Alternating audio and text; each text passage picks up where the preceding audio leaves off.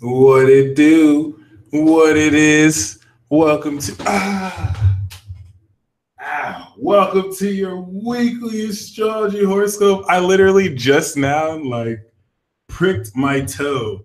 So I hope that's good luck. But welcome to your weekly astrology horoscope. This is the Peace Dealer. Thank God I love improvisation because this shit sucks right now. But we'll be okay. Anyway, I hope you are prepared. I'm pricking my toe foot and making it look like it doesn't hurt. Nah, but it doesn't matter. Anyway, I'm going to breathe, like Victoria said. Shout out to Lisa Gale from North Vancouver. Anyway, I have called this video Timeline Shift Back to the Present. And this is to really play off of the movie Back to the Future, or playing off of energy like going back to the past.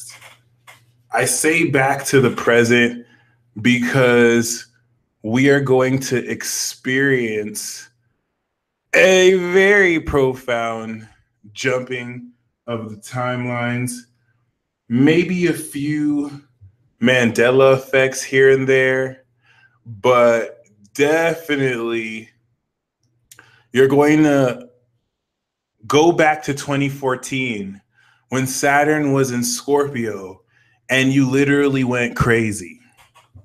Everyone to some degree went completely crazy.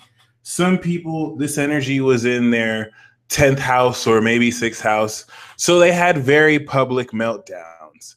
Others of you were able to hide this from others, the fact that you are super crazy.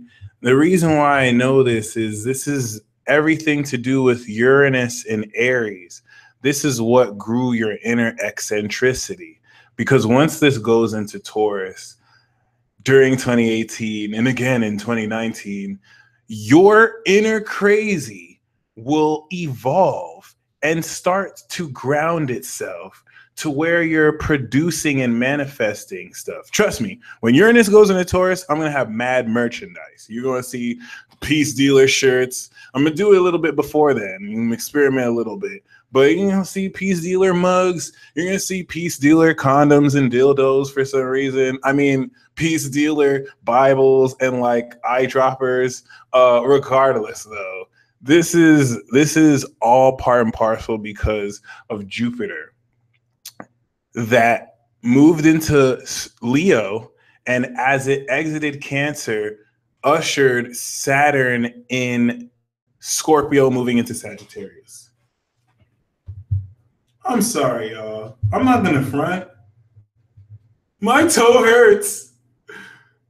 My toe hurts, and I feel a certain type of way that I started the show pricking my toe. All right. An inner conspiracy Mike wants to go off and rant, but it's all good. I'm not going to let this happen. I'm not going to let this happen. It is what it is. The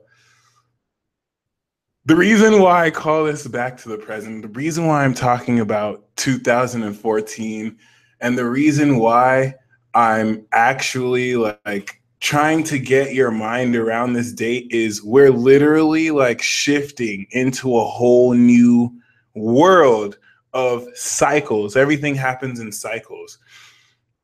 Thank you, Victoria. I forgot to breathe.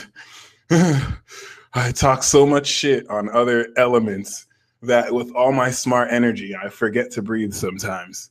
But anyway, we are finishing a group of cycles. All right. We're finishing Jupiter in the first couple zodiac signs. We're finishing Saturn, moving out of here. And this is now entering into a new couple of cycles where we have the Divine RPG, the Relationship Grand Prix.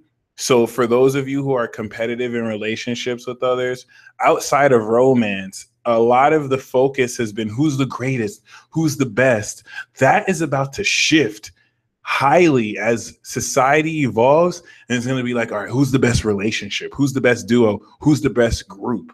There's going to be a huge focus outside of like individual energy into how you bridge that into teams. So Jupiter in Libra ushered in the relationship Grand Prix, where you're now bringing in all the relationships in your life to over the next 6 years. Because once Jupiter's in Aquarius, this is when it's like, okay, I was able to build a collective over the last 5 years. This is what I have to show for it. This happens every 12 years. And then we reboot. Jupiter in Pisces is like the, all right, who's in the Hall of Fame? You know what I'm saying? Who did what's up? Who's going to get inspired for the next one? And then Jupiter Aries, we start all over again. And we start to develop ourselves. You might lose a whole lot of relationships around that time. So this is a really pivotal period, because when I talk about this time life shift, and shout out to Life Misspelled, she's definitely a very woke high priestess. We had a few discussions, and she was very aware of timeline shifting. In fact, talking to her kind of jogged my not memory, but kind of made me more aware of it, and how like certain souls and certain spirits, especially if you're a walk-in soul, then you have to actually shift timelines. One thing that I haven't even necessarily spoken on, that I should have for some reason, walk-ins are forbidden. Like, to have a walk-in soul, usually that's heavily suppressed. It's unless you're like a Pisces or Aquarius, or you have a Pisces moon or Aquarius moon, then you kind of have like the authority to do a walk-in. The reason why walk-ins are forbidden is when you walk in, timelines shift. The whole notion of a actual entity walking into your soul, and like in most cases, the soul that's walked in is done. All right, like they end that contract. That's a huge reason why it's forbidden. Now there's a new vibration. It's a glorified butterfly effect. So in the Galactic Federation, you have a whole lot of people suppressing walk-ins, and walk-ins are things that you have to orchestrate before you incarnate. You know what I'm saying? You handle all of this when you talk to Saturn and you talk to Kali, and it's like, all right, homie, you know what I'm saying? Like, I'm signing the contract, because Saturn, y'all think Saturn really cares about you. Saturn is all about time. Time equals money. Like, Saturn does not want you to be on this earth a second more than you need to be on this earth. All right. Saturn's a big baller. Like, if you are on this earth like a second or two more than you should, that's like $1 million a second. Saturn will make sure you're dead. Saturn's a little bit of a penny pincher. Saturn will make sure you're dead maybe 2 minutes before, just to save money. So trust me when I say, like, the day you're supposed to die, the day you're supposed to be born, that's huge, serious business. When you walk in to someone, you know what I'm saying? Now, what the walk-in souls are doing, though, they're revolutionary walk-in souls. They know that this rule is BS to suppress the new awakenings that higher vibrations couldn't incarnate in a certain period, so they have to walk in. So it's a little bit of spiritual politics that's going in. I personally, you see a lot of propaganda by on the Galactic Federation. If you look into these more abstract spiritual communities that kind of, advertise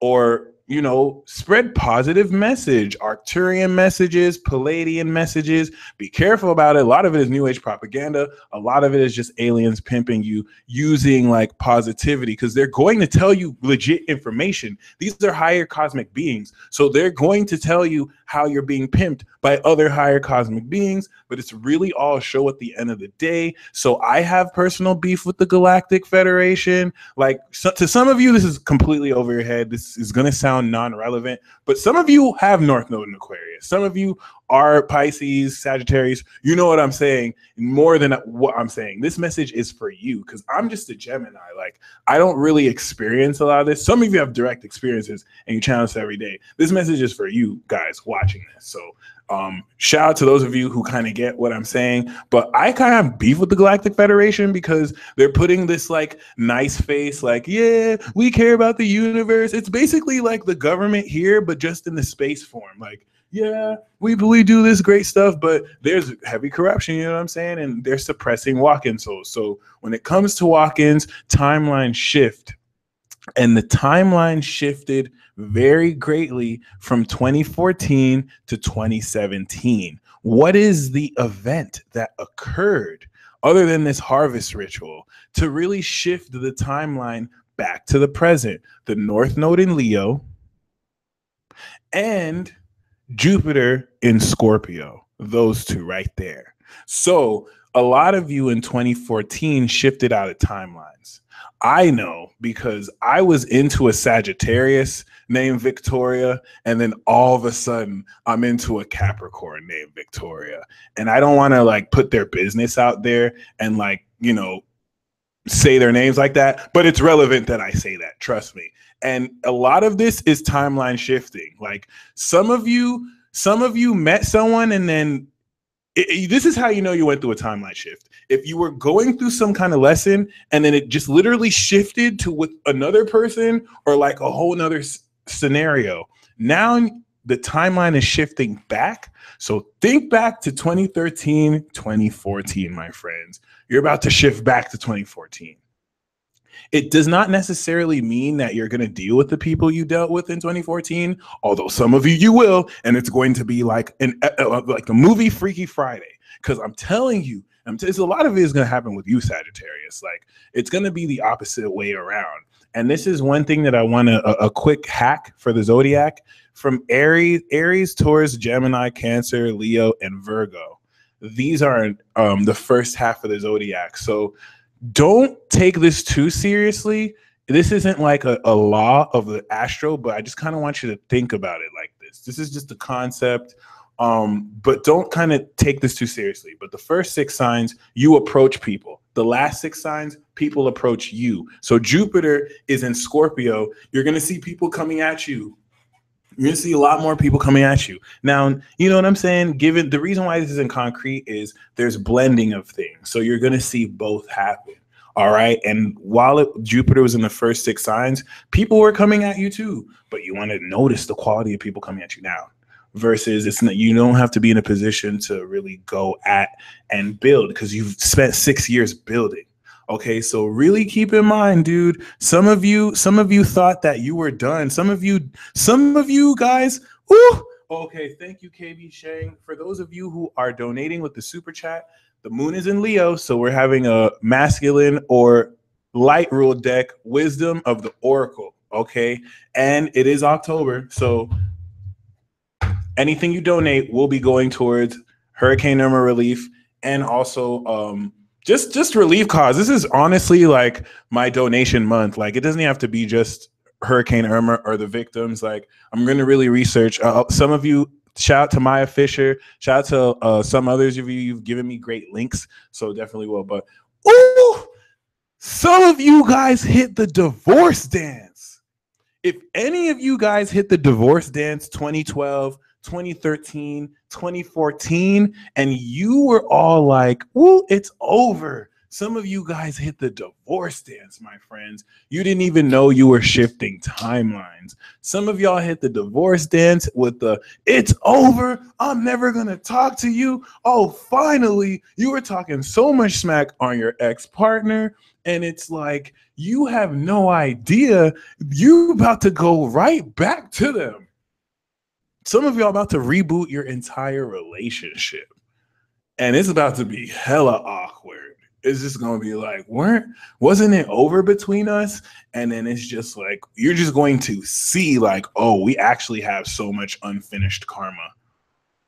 But you'll have more mature, emotions. But some of you, it's just going to be like, fuck you again. Oh.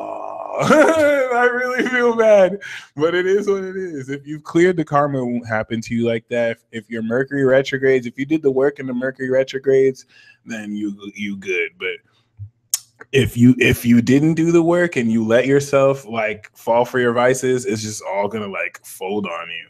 So timeline shift back to the present. The reason why I'm talking about this is we are in the balsamic phase of a very important Libra season. Okay. And this has a lot to do with releasing. When we're talking about a balsamic phase in the context of a Libra season, after a third quarter square, before we transition into the new moon, thank you, Butterfly Eyes Faith, into the new moon, and thank you, Lisa, into the new moon of a next sign, particularly Scorpio, what is it we're releasing? What we are releasing and have to sacrifice are soulmate connections or relationships with people who we thought it was supposed to work out with. Now, if you're heartless like me and you kind of understand how alchemy works, like an Aquarius, you can cut certain people off. So the way this works is the more the relationship means to you, the more you'll have open room. If some of you want to manifest like that superb ultimate relationship, the magical number is 3. It's kind of like in Naruto, where if you kill somebody who is your best friend, you awaken the Mangekyo out of the pain of loss. Okay. So in this case, you have to sacrifice 3 of your friends. All right. If you kill the connection, you cut the cords energetically and drop 3 people important to you in your life, this will open the room for someone very significant for you. Okay. Now, and some of you aren't heartless, and I'm not going to do that. I wouldn't really suggest you do that. Some of you can do that, but that's how it works. Just letting you know. Whenever, because some of you feel like, oh, I'm just going to cut people who I don't like. Doesn't work like that, honey. I mean, if it was that easy, we'd all be alchemists. You have to literally, and just like KBS said, isn't that selfish? Yeah, that's hella selfish. That's why, you know what I'm saying? I wouldn't personally do that. But some people can be that selfish. You know what I'm saying? It works. So just keep that in mind. I kind of don't really have the heart to do that, and I'm not necessarily in a position to do that, but I'm saying this because some of you are wanting to do that, and I'm letting you know that's how it works. It doesn't have to apply to relationships too. It could also apply to physical attachments.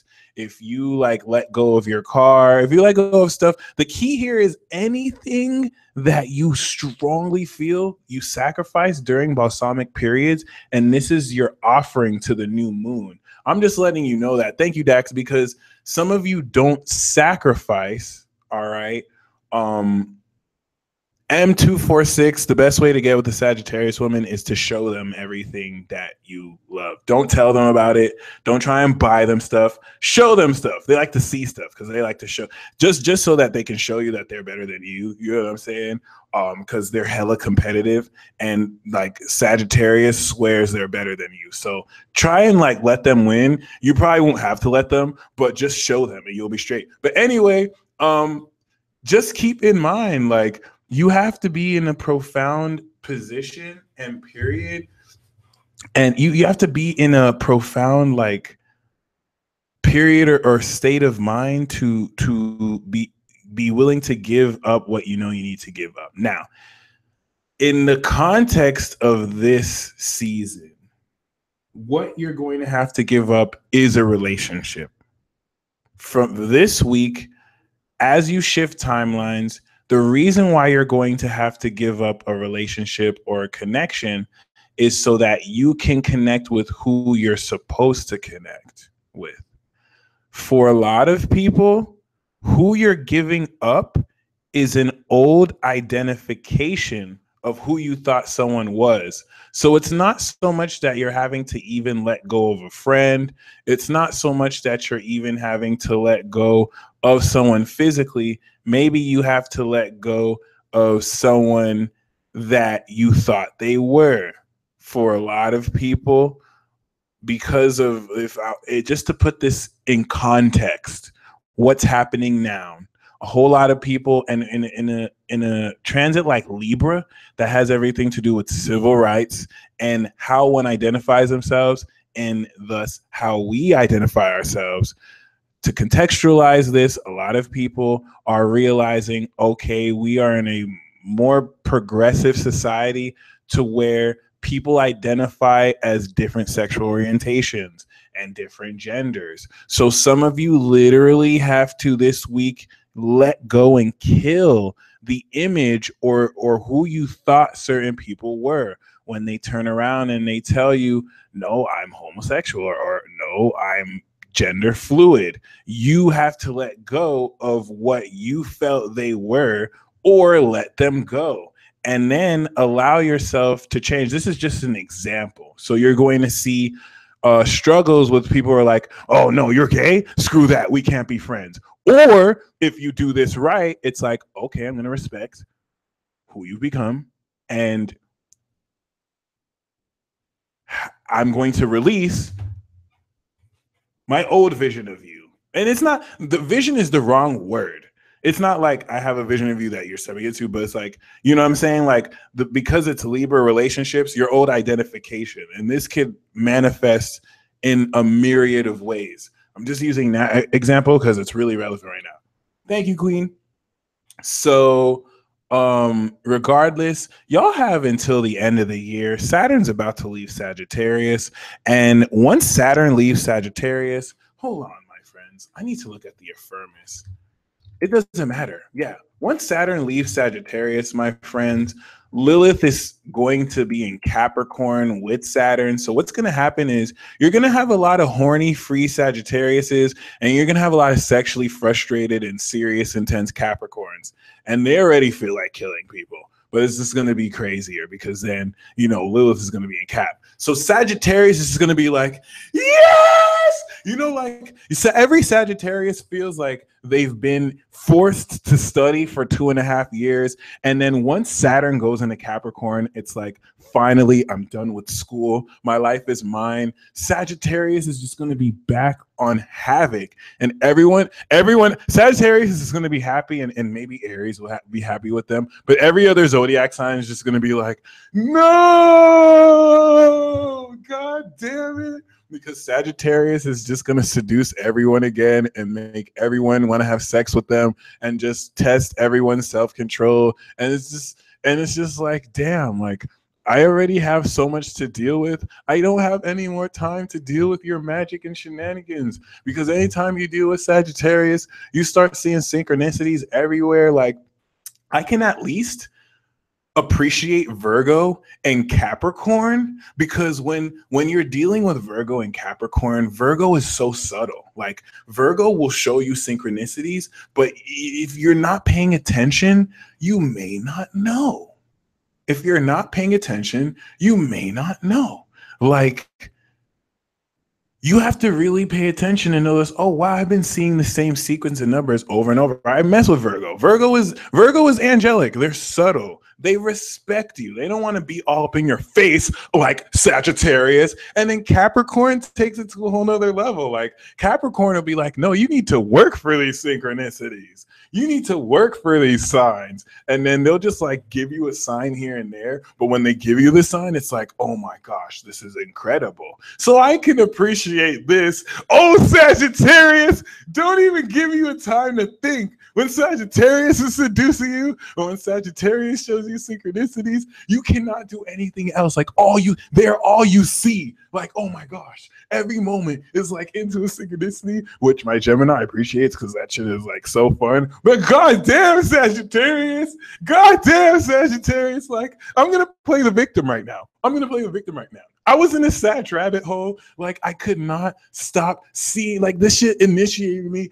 into my crazy. It made me crazy. Like I'm not gonna lie, Gemini is low tier magic, so we will mind fuck you. Excuse my language. We will mind F you. And it's just a light mind F. We're tricksters. We like to mess with people's minds. But then Sagittarius takes us to a whole nother level. Like, oh, so Gemini's just going to get away with mind effing people? Okay, we're going to brainwash them. And it's like, no, like Sagittarius will make you go crazy, yo. And then they'll put this face to the world like, no, we're cool. But then they'll just make you go crazy because they can do that. I'm telling you, just like signs everywhere, like no matter what you see, signs. And it's like, Sagittarius, please, do you have to be so flashy? Like they just have to let you know, yes, I'm super magical. All right. And then Pisces is a whole nother level.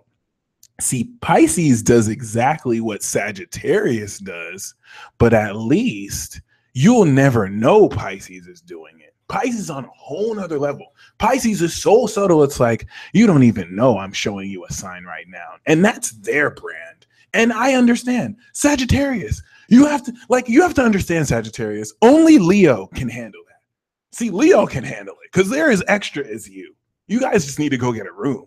But could you please, I have to ask you this. Could you please, when Saturn goes into Capricorn, could you please not be extra? Because you have to be super extra. And it's nothing bad on that. There's nothing bad. I can't handle it. Please, I'm trying to tell you, I'm too weak. Like, I cannot handle it. Please, Sagittarius, like, it's too much. Oh, it's too much. I don't need to be going to school. Which, I mean, I'm a super senior enough it is. I don't need to be going to school and be questioning how real this reality is, because Sagittarius will literally just like push it. I've been ranting about Sagittarius for like over 5 minutes, and I apologize if like I'm having a moment right now. And I try and be as authentic as I can. Please, like this is super relevant. I don't think you understand, but before we move, you are timeline shifting, and it is important for you to just know like certain things. This is a very short week where energy will shift to the point where you might have thought you were going in this direction, and then it's just going to shift back to a very familiar feeling. Some of you are going to feel energy come right back to you that you felt you lost. You're going to feel this spark this week that you're going to really recapture. And with the timeline shift, it's going to make so much sense why you had to shift timelines.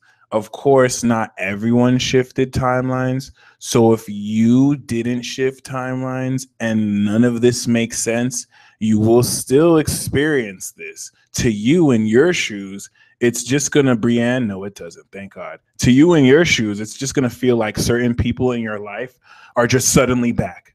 Like ever since 2014, they just literally just like shifted away. It's just like, what the hell happened?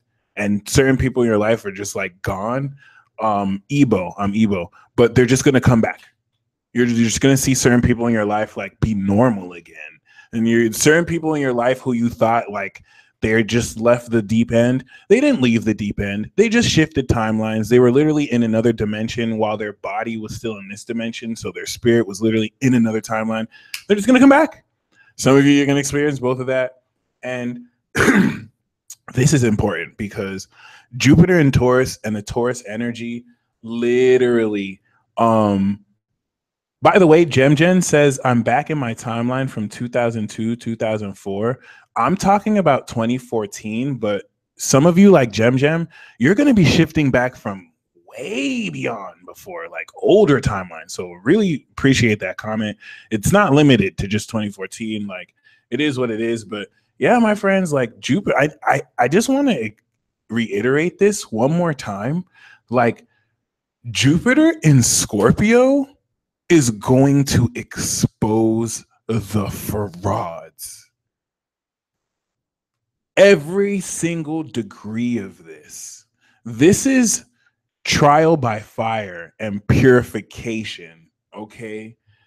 Really think back to Taurus and to Jupiter and Taurus, and just really think to the energy of Taurus, because the values you developed are going to be tested. Some people have very shitty values or lack of values, and this is what's going to expose them. This has nothing to, it's not Saturn here. When, you know, it's not, no one's getting judged. Like people are going to get exposed, and myself included.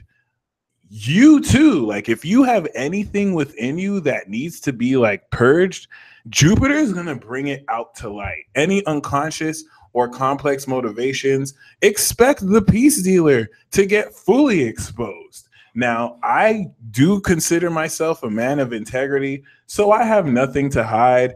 I'm not necessarily afraid.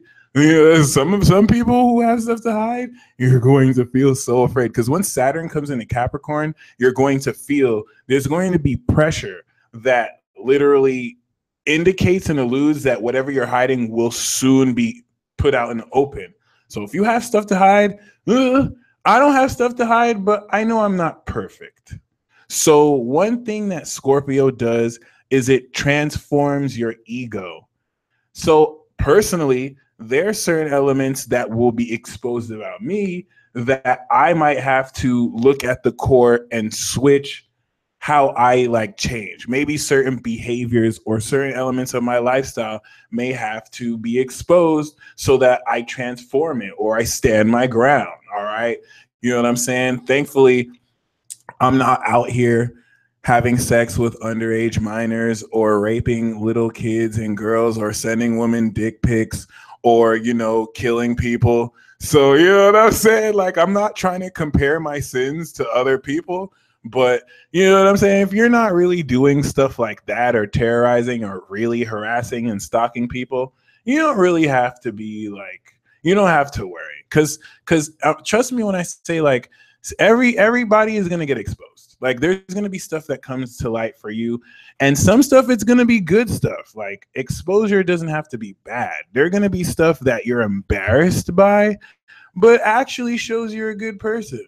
And this is where it's going to work in reverse. Like a lot of these people who are trying to carry this super thug or super gangster image or like put on this too serious for school stuff about them is going to get exposed where it's like, oh, this person actually has a tender heart. This person is actually a softie. This person's actually a good person and not the bad villain they portray themselves to be. So it's going to come in all forms. The point here is don't have anything to hide, because if you have a lack of integrity, you know what I'm saying, then it's going to really like, it's over for you. It's over for you. Good luck. But I don't, people like that don't watch this broadcast, so I don't really think any of you have to worry. Just, you know, be careful, because they already got Harvey Weinstein and they already got like I hate to just use him as an example because he's one of many. Like there's way more that are getting exposed. And just really want to remind you, and a lot of you who are living in your truth, you're going to be doing the exposing. So keep that in mind, because I already know like at least more than half of the people in this live chat, you have screenshots. Screenshots are about to be the new ammo. More than half of you have screenshots and stuff that people like, you know what I'm saying? Stuff that you can pin stuff to people on. And the reason why I'm telling you this with this divine RPG, some of you have been wondering, like, why are people just playing themselves? Especially if you're like a Virgo, or especially if you're like a Scorpio or a Capricorn, like people have been playing themselves. You don't know. It's actually your power. Your higher self is working in advance. So many people playing themselves in front of you as if you do not build cases on people, as if you do not have receipts. All right. Divine RPG is here. Now, when that person who's recruited by your enemy starts acting up, now it's like, you're going to look at your receipts with new, trust me, Jupiter and Scorpio, if you have receipts, Saturn and Capricorn is going to make you look at the receipts with new eyes. Like, oh, I can use this screenshots. Look at this person trying to front. Like they can extort me. I'm going to show this to this person's wife and ruin their marriage. Yo, I'm trying to tell you, this divine RPG is real. People have been building cases on other people for years. And when Saturn goes in the Cap, it's finally time to dish. Some people are going to be a little bit revolutionary and do it before. Any of you who like spill the beans before Saturn gets into Capricorn, you're going to get so much backlash because people are going to lie their ass off to cover their face. But then once Saturn goes into Capricorn, you'll be straight because the facts will come out. Okay, so especially you Capricorns, oh my gosh, the cases you build, and because you've let it build over so much time, you just have so much receipts. Like as soon as someone is ready to combat your point, oh, I got a receipt for that. I got a receipt for that. Oh, I'm wrong. I got a receipt for that. And you're just going to destroy people. Trust me, Gemini and Leo, we're just going to be watching everything with popcorn. That's why I love Leo. Gemini and Leo are just kind of like there eating popcorn and watching everything as it goes down. And then Libra will just kind of instigate stuff and be like, hey, Gemini, hey, Leo, can I get you guys more popcorn? I want to watch too. And then they'll go into It's amazing. This is going to be so dramatic. But for those of you who are mature, all right, some of you are not like me. For those of you who are mature, and you actually care about building relationships and you don't like drama, get ready. Get ready. Jupiter's in Scorpio. Whenever Jupiter's in a fixed sign, it's nothing but drama. It's nothing but drama. Whenever anything's in a fixed sign, really. So, you know, it is what it is. Shout out to hashtag Petty Gang, Gemini and Leo, hashtag Popcorn Squad. Because this is, if you're a Leo, if you're a Gemini, we made it. If you're a Leo, if you're a Gemini, you are about to happen and chance on accident on some of the best, most dramatic threads in internet comment forums. If you are on Facebook and you just be seeing like dramatic threads, you're just gonna look at your timeline. Every thread's gonna be dramatic. You'll just screw off your whole day. Like, oh no, I have to be petty today. Like you'll just go to work and you'll just be eavesdropping and overhearing just the most dramatic shit. All right, Leo, people are going to try and draw you in. You know you're too good for that. Gemini, people are going to try and draw you in. You know we two-faced as hell, so we're going to want to play too, but we don't want to get too deep into it, so we're still going to have the popcorn. So it's going to be fun. It's going to be really fun. Hashtag Petty Gang. But if you're mature, you know what I'm saying? If you're not with the shenanigans, get ready. Get ready. Like once we get into Scorpio, we're going to enter Scorpio season this week, guys. No, that's not true. Thank God that's not true. Thank God that's not true. But we're close. We're close. We're gonna have the new moon in Libra, and just be very mindful. Okay, like these receipts, this exposure that's happening. Really deal with your stuff first. Just like one of the greatest quotes has ever been said: "Do not cast that first stone if you don't have any sin in you, because trust me, my friend, like once you get done with that inner work, then you won't have to expose anyone. You'll just lead by example, and your shining will expose those who are shifty and work in the dark." Okay, but what if a shady person has Sun in Scorpio? Does that mean they won't be exposed? They're gonna get exposed the worst. Pluto does not play that shit. Yeah, Pluto and Capricorn don't play at all. Like that's the purity sign and the integrity sign. So when it gets distorted, they have to deal with that super hard, unless they're occult masters that know how to kind of like, you know what I'm saying, expose yourself. Is that an option? Yes, Elenia. I'm going to be exposing the hell out of myself. Of course, cheeky and parody style, because I love me some good self-depreciating humor. My Capricorn moon cannot resist, and people really think that I lack confidence just because I make fun of myself all the time. And then people hit you with the, don't say that, you're not like that. It's like, and then it's too late to tell them I was being sarcastic because they already think half of what I say is with sarcasm, which sucks. And all my earth sign moons feel this. Like all my earth sign moons feel this. It's just kind of like a curse we're blessed with. It is what it is. Zaria Jordan, you understand? And it's like sometimes we wouldn't even know half of what we said was sarcastic, and now we're having to be like, oh damn, I'm so sorry, you actually took me seriously. But then we want to be taken. It's weird. Anyway, yeah, really keep in mind that as you release soulmates and lessons, right, you're going to manifest true partnerships. This week You have to be okay with release. If it's been really hard for you to release, this is the week you want to release. All right. This is the week you want to release. Astro Dim 7, I think humor is Jupiter, and my Jupiter is in Cancer. So that's very true. But yeah, really keep in mind that for a lot of you, this is going to really key in. If you've been wanting to manifest your divine partner or your twin flame, some of you are kind of, especially when we called in our soulmates, some of you are kind of hesitating because your heart knows you have to release who it is you want. And some of you need to know, in the case for a lot of you, in order for you to manifest a relationship with that specific person you want, you literally still have to release them. You have to release who you think they are. You have to release any expectations about them. And what's going to happen is, even if it doesn't seem like it, by you releasing, they might end up coming back immediately, because all you had to do is really release them. All right. And I mean, really release them to where you're fully okay with never, no expectations or attachments. All right. Or I guarantee you're going to manifest something with someone that's even better for you.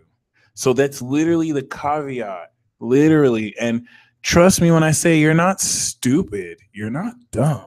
There is a reason why it's so hard to release. This is called dark forces. This is called psychological manipulation. And you have to stop being hard on yourself. Most of you are still being hard on yourself.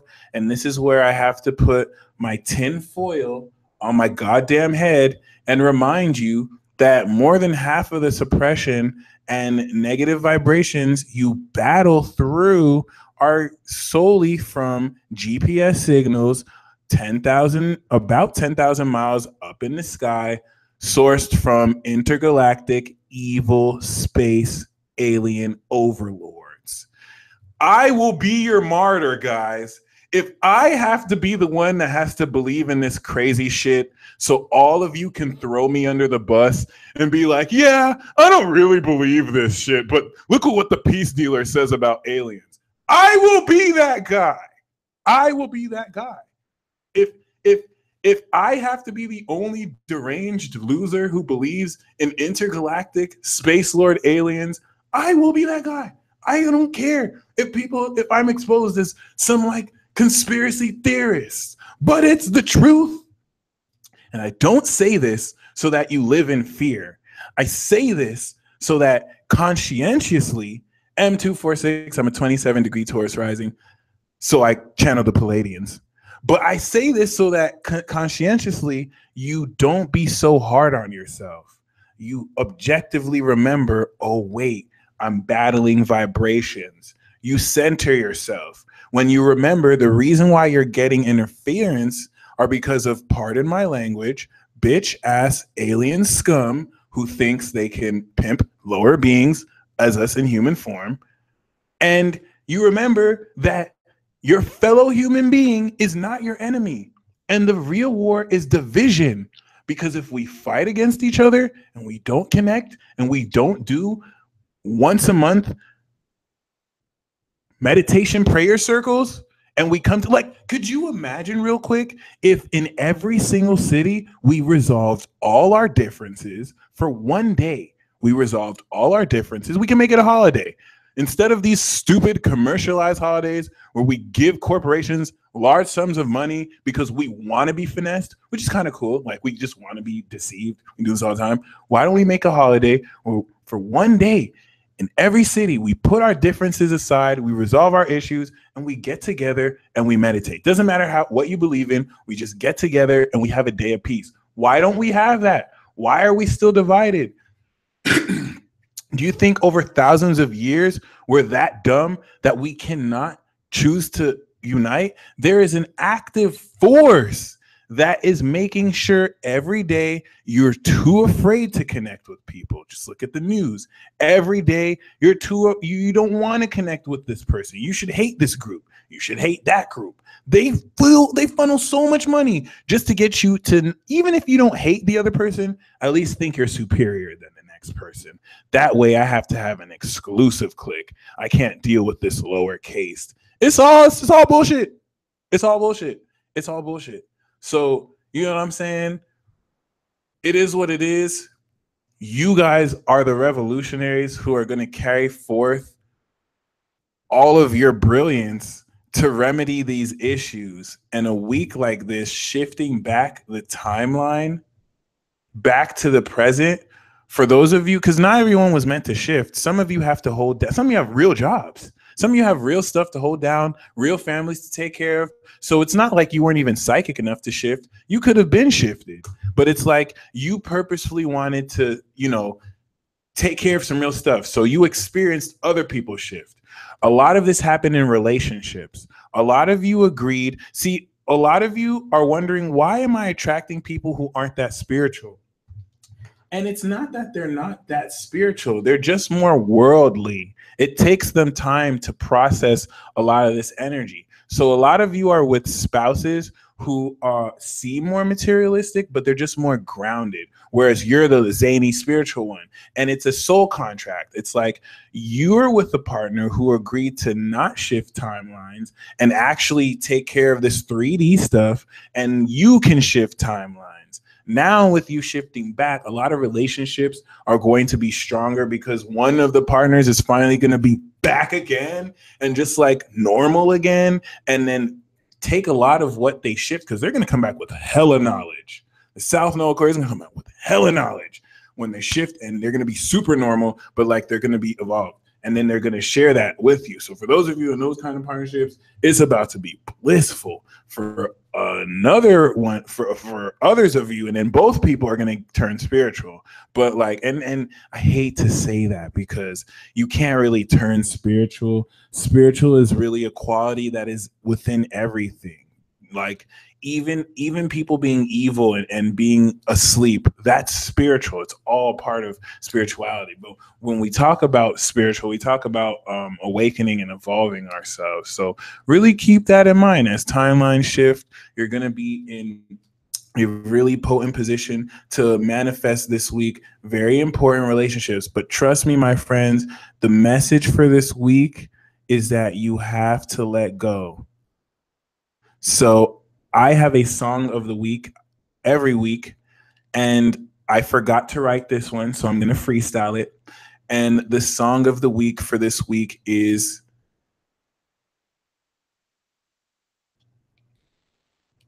Goodbye, I'll See You Again. Oh my God, I'm really doing this. All right. We had a thing.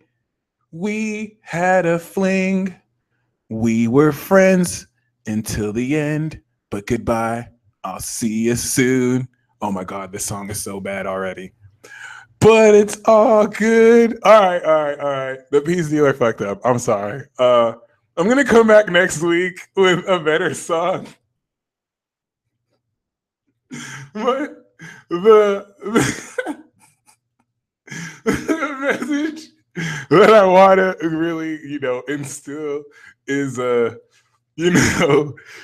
go who you have to let go. And I'm going to hop into the Peace Mobile really soon. And when I hop into the Peace Mobile, we're going to break down these transits, and we're going to talk about what's really going to happen this week, because as the moon is in Virgo, as the moon is in Leo right now, and as the moon is in Libra, there's several like phases of this week. So in a few minutes, I'm gonna screen share. We're gonna go see the chart, and we're gonna talk about the transits. But before I do that, please just let it go. Like some of you, like just be in a state of release, no matter how hard it feels, and fight to go back. If you want to manifest it, this is what you have to do. And before we go into the Peace Mobile, okay,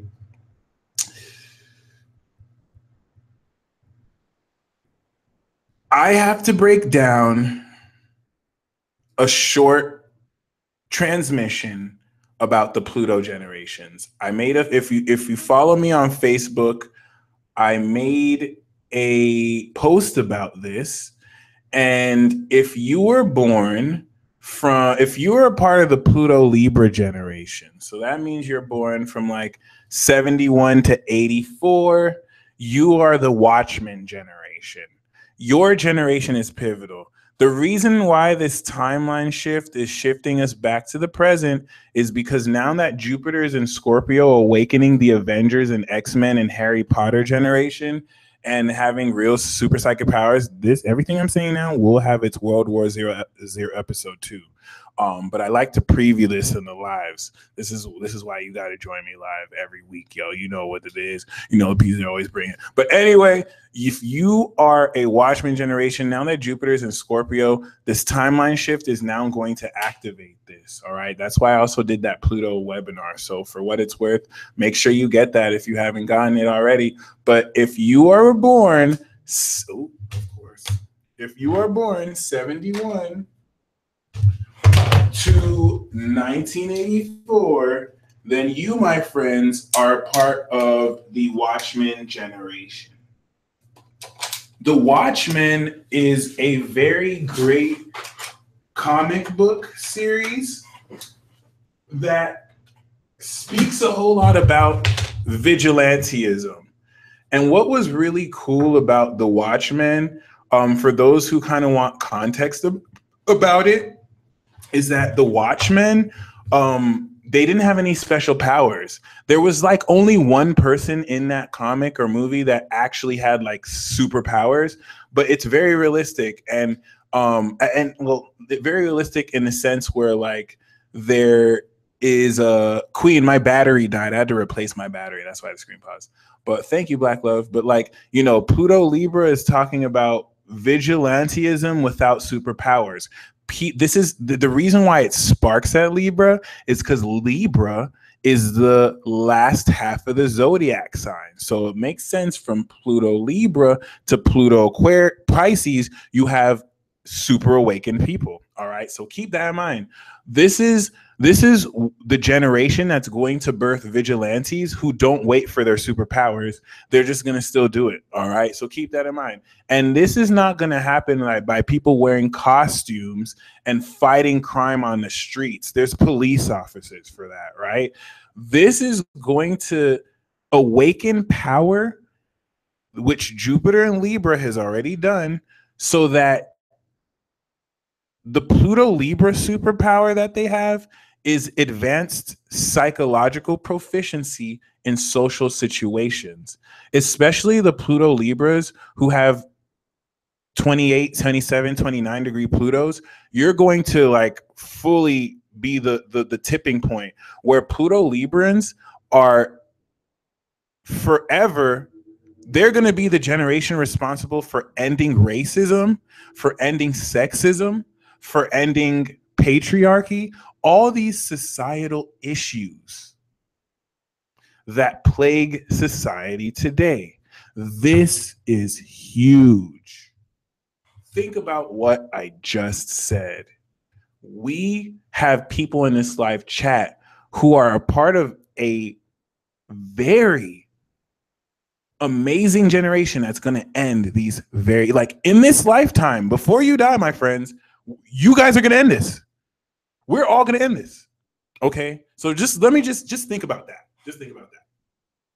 Pluto Virgo, I'm going to talk about you too, because Pluto Virgo is the key. If you were born from 53 to 71, you're the key. Now, if you're born before 52 and you're Pluto Leo, you have to understand the North Node in Leo is ending your karma. Like it's killing everyone in that generation off. And I hate to say that bluntly, but that's literally the energy. It's like, you're still here? Bye.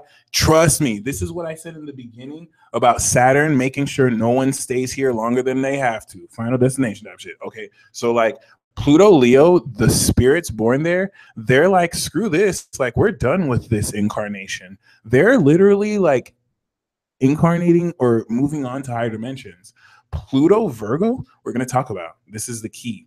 Every other one is, of course, ushering stuff in. So Pluto Libra, keep this in mind. You are going to end all this. Fiona, here's a fun fact. Hugh Hefner, all right, has something in common with Stephen Paddock. They're both Aries. They have very similar birthdays, if not the same. And they died in the same week. Glitches in the Matrix. But Pluto Libra, know that you are going to pave the way with this vigilantism, social vigilantism, for the rest of the generations. Okay. And if you are born from 1984 to 1995, give or take some 82, 83, and as long as your Pluto's in Scorpio, you, my friends, are the Avengers generation, also the X-Men generation, also the Harry Potter generation. The hot shit about this generation is the psychic mastery you see on TV in the movies. This is the generation that's awakening this now. So it's important to notice that there are people in Pluto Virgo and there are people in Pluto Libra. Not a lot of people, but there are a few people in Pluto Libra, Pluto Virgo who they have superpowers like this. But the generational influence for a whole generation awakening it is Pluto Scorpio. So Pluto Libra, Pluto Virgo, there's some super psychics, but it's rare. It's just the creme de la creme. Pluto Scorpio, a whole generation is about to awaken this, okay? And this is life-changing. Advanced telepathy. There's going to be 12 dimensions because of 12 signs of how deep this power goes. So if you are a Sun conjunct Pluto and Scorpio, or you are a Sun conjunct Saturn or Uranus or Neptune and Capricorn, you're harnessing heavy, or Moon, you're harnessing heavy super psychic, supernatural power, okay? Trust me. This is I'm only saying this because this is happening now. This is the great awakening, and I have to make a video about this, is Saturn in Capricorn and Jupiter starting in Scorpio. The reason why this is such a big deal is it's supernatural. The main conflict about this generation is that there are going to be people who use this power for evil. For those of you who watch manga, and it's not just kind of like limited to like anime. This happens in many shows. This is going to manifest in where you have people in this generation holding each other in check. Imagine Chronicle, like irresponsible teenagers or responsible people awakening supernatural power. Trust me. So this generation is going to give birth to the villains. And let me kind of break this down for you, because this is the distortion of the Scorpio energy. Because there are people who will awaken power in very war-stricken, torn areas. Honestly, this is very scary, because, and it's not scary, but I'm not trying to fearmonger you, and I'm saying scary in a figurative way. This is kind of creepy, because the plot is almost like verbatim Akatsuki. Like if you know Nagato, if you watch Naruto, Nagato like was from a war-stricken, torn area. Let's just equate this to the Middle East, right? And he decided to use his superpowers to bring pain to the world by orchestrating terrorist attacks. Sound familiar? Like, trust me, a lot of this shit does not have to be wizard wand and like spraying energy. A lot of this magic is our technology. A lot of this magic are bombs that can like destroy cities. That's like magic in ancient times, right? But it's going to still supernaturally, get there, especially once we get to 2020. Trust me when I say, like, similar to that plot, you're going to have people who feel like they finally want revenge for the colonization that's happened, for the false leaders that have taken their time and money, for people who have fought war on their soil and they've lost family members. It's the corruption. It's the pure intent. They mean well, but because it's out of revenge, these are stuff that people who have Pluto and Scorpio, when you get in your 40s, you get in your 50s, you're going to have to deal with. Okay. And if you were born in 95 to 2008, you are a part of the golden hero generation that's going to spawn the heroes that will defeat the villains in the Pluto Scorpio. So there's going to be some Pluto Scorpio, Pluto Sagittarius beef, okay, where you also RIP Jiraiya. You also have Pluto Scorpio connecting with Pluto Sag. So it's not strictly people in that generation against each other, but it's having to balance each other out. The new generation is having to rid the wrongs of what the older generation kind of made. It's kind of like people who are evil because of like circumstance. They're not really evil people. And you're going to see the Pluto Sagittarius, they're going to win this through love and understanding. It's going to be so corny, but it's going to work. Love really is the answer. So corny, but it's so true. But anyway, yeah, if you were born after 2008, you are part of the Pluto Capricorn generation, the chosen one generation, and I am not at liberty. Like, I'm literally not allowed to talk about the Pluto Cap. So some of you have kids in this generation, and because Pluto is still in Capricorn, I can't talk about it. But Pluto Sag, know that you're the golden hero generation. You are the Justice League generation, to where Pluto Scorpio, we have to like listen to wisdom from the elders, because we tap into a lot of our energy from the earth. You know what I'm saying? If you're Pluto Sag, you're cosmic. You have Uranus and Neptune, especially if you have Uranus and Neptune in Aquarius. You tap into all your spirit guides are ascended masters. You are an ascended master, all right? And like, you're tapped into such powerful mental power where you have telepathy like this. You were born with it, okay? And they're trying to suppress you. They're trying to suppress Pluto Sag. Pluto Sag is so wild because they're also backlashing with rebellion against the establishment because they see through the BS. So all these young kids are trying to be typecasted as like wild and reckless, even though there are light. Like, the young kids are our light. The older generation is our wisdom. So we cannot hate on these young kids because that's who the war is over. And just really keep that in mind. But that's just a quick synopsis. And this is why Pluto in Virgo is the key. If you were born from 53 to 71, or you just have Pluto in Virgo, you're the key, because this is the very first Pluto generation in this time span. All right, cannot really speak of the last cycle when we had the Revolutionary War. This is not even worth talking about. Although we will have videos where we go into that.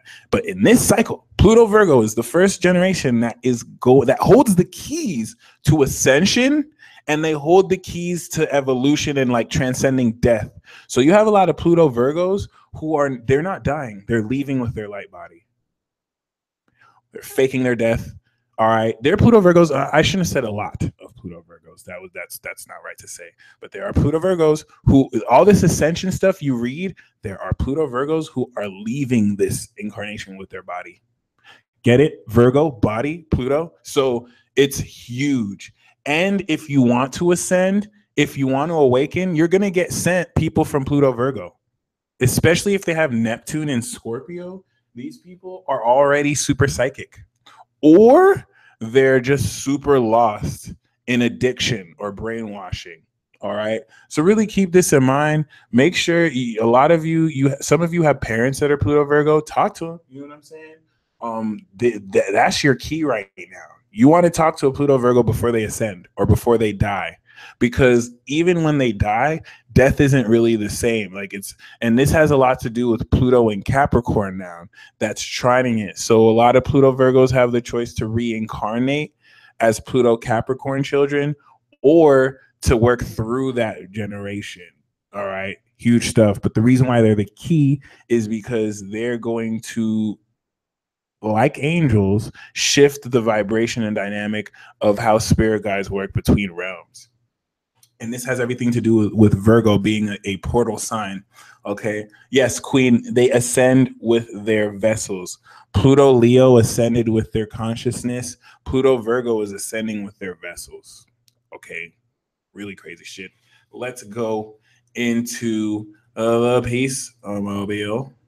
We, of course, are sparking off this transit with a Mercury opposite Uranus while the sun is still on Mercury. So, I mean, if you think what I said is crazy, this is why the information you're hearing is crazy. But if you think what I said is crazy, like even once it moves into Scorpio, it's going to carry that energy. So there are just profound insights that are kind of coming into full circle for you so that you can gain greater understanding through.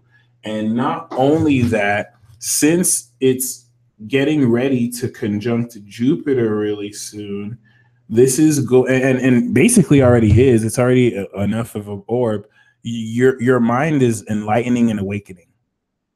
Those of you who've been wanting to release and awaken your aura, we are going under a profound awakening transit right now. The only reason why it doesn't feel like a huge shift is because you've slowly been awakening. It's been gradually coming up, but it's gonna, for some of you, you feel it because you have energy that's like right there. All right, so this is going to facilitate a lot of these changes and shifts. Venus is finally in Libra, but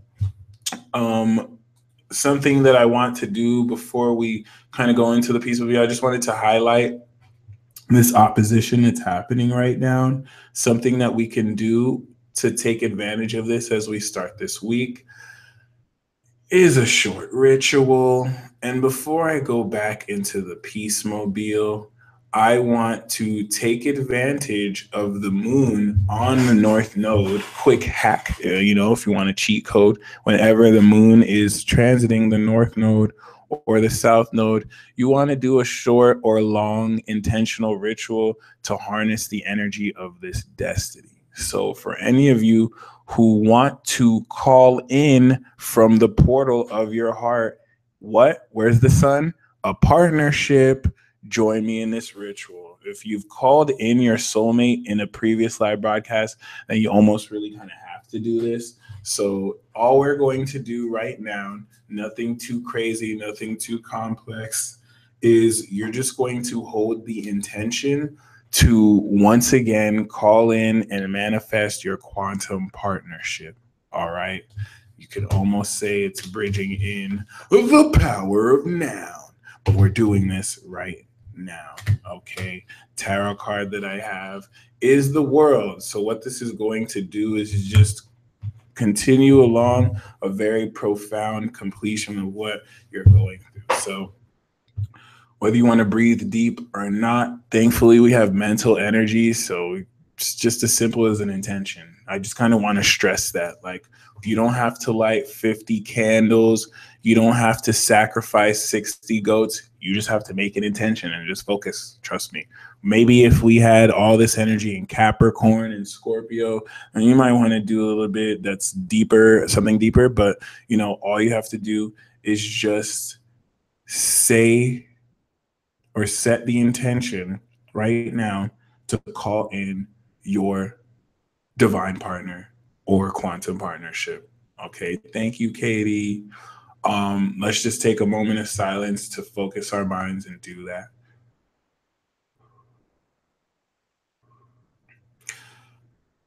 Also,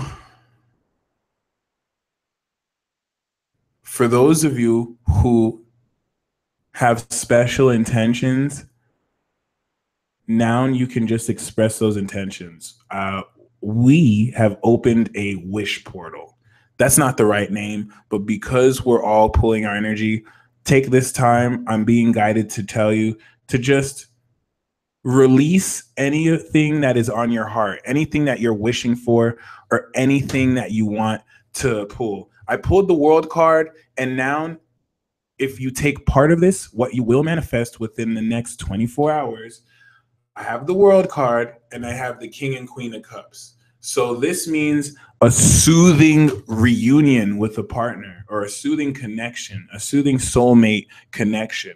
Some of you, this is going to be with an existing partner, just to spark up the emotions. Some of you, you could really connect with someone or multiple people. So keep that in mind. No, it's going to be someone. But yeah, really set this intention. For those of you who also want to release in this manifestation portal the evolution of your energy, Hold in your mind's eye the vision of who you are. Shout out to Eddie, dude. This ritual is working. Can I get your sun and your moon? But yeah, also, the reason why this ritual is working is because all of us are taking part. This is the power of numbers. Ooh, we got Liana in the building. So, for those, so far, you want to release any, quantum partners. Not release them, but hold the intention and hold the intention for your highest good. What you're doing is you're letting the universe know this is what I want, this is who I want, but I trust in you so much. I release this person, and whoever you think for the highest good I'm meant to be friends with or partner with, I'm open for. That's the first step. The second step is to release any wishes you want into this manifestation portal. And the third step, have the vision. Who are you when you evolve? A lot of you want to evolve. A lot of you feel like you can go to the next level. Um, who is this person? Hold this in your mind's eye right now. So what you want to do is hold this in your mind's eye, because that evolved person is who you're going to be in this relationship with. Oh, sorry. And also, that's the person that's going to manifest all that you're releasing into this portal. So what I want you to do in order to harness this energy, we're going to activate you seeing this in your mind's eye and see yourself evolved, having everything that you put in this wish portal with, and even if you don't know who that person is with, what does that partnership look like? This ritual, if you dare accept, carry this vision forth with you and just hold that until the moon moves into Virgo or until you go to sleep tonight. That's it. That's it. So the reason why it's important now is we're building all this energy together. And then all you have to do is just hold the focus, because the moon's in a fixed sign. And that's it. So simple. So simple. So now take your time to hold on to this image. Even if you do this after we have got the energy down. So I'm going to go by a show of hands. What we can do, if you want, I'm going to look at the live chat and we're going to do a vote. If you want, we can pull our energy together and we could evoke the elements, harness more energy with the fire signs, so that once we absorb this energy, we take in to more focus. Or I can just go to the Peace Mobile and break down the transits. What would you rather do? If we don't charge up the energy, it's totally fine. The amount of focus that we have now is perfect. So it's not like it won't work. But if you want, we can supercharge the hell out of this shit. And I'm totally down to supercharge it. But if not, we can just go straight. Okay, looks like we have an option one. I'm going to be right back. Go to my altar and get my crystal ball. But for those of you who are ready to charge it up, if you have any earth in your chart, but primarily the sun signs, if you have any earth, I want you to take that earth energy and actually screw it. Let's all do it. Let's all supercharge. The reason why I have each element focus on each one is because we kind of want each one to carry bases. But if we're going to do all the elements after this broadcast, get some rest. Make sure you drink a lot of water, get some rest, because this is going to use a lot of energy. But it's going to be so worth it. This is awesome. All right, so let's supercharge it. Everyone, whether you're earth side or not, I want you to feel your energy. I want you to feel the energy of the earth rising up. Breathe down to your diaphragm and feel the energy of the earth rise up slowly up to your crown. Now, if any of you at any time start to get lightheaded, make sure you have some water, because it's not going to drain your energy, but you're going to use a lot of energy. The reason why you're going to use a lot of energy is because we have a lot of water signs and fire signs. So it's going to they're going to bring your energy to the max. Okay. So Feel this energy come up.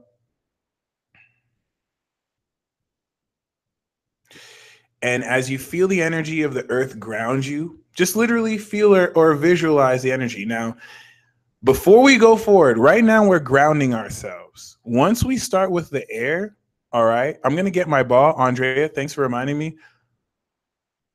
We're going to ground this energy. If you have a moon in a water sign or your water sign heavy, make sure you have water because you're going to feel this. See, it's the water signs that are going to start to feel this energy of the shared vibration because we're all linking our vibration, especially if you're starting to feel tingling. It's because with the earth we're connecting everything. Once we start the air, so I'm going to give you time to kind of like light your sage. Now that we're doing the earth, we want to take time to ground. I'm gonna go get my crystal ball. I'm gonna get stuff to ground me because some of your energy is overwhelming and it's everything I could do just to like not go crazy right now. And I'm not even that sensitive to energy. So that's why I'm like, if you're a water sign moon, you're probably feeling this way deeper than me. Make sure you're grounded. All right. Make sure you have some water around you because you're about to feel this. You're going to feel this way more. So as you're bringing the energy of the earth up, I want you to visualize the energy of the live chat coming down as a white light, coming down to the ground. And once you do that, you're grounded. Because I want to look out for the water signs here because I don't want them to get short circuited. So we're gonna ground for a while, maybe like a good 3 minutes. I'll be right back with the ball.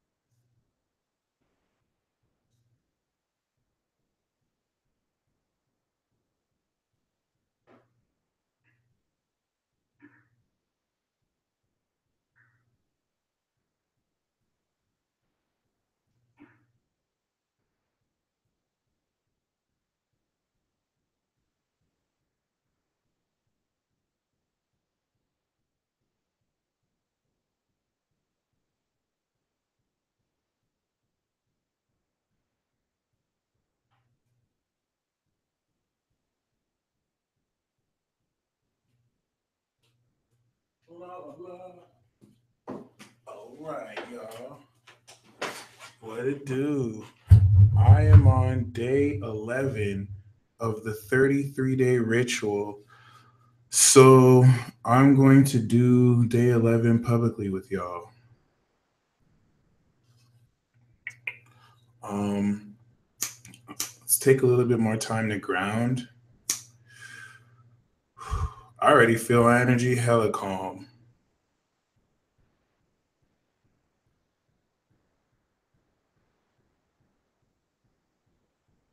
All right, straight.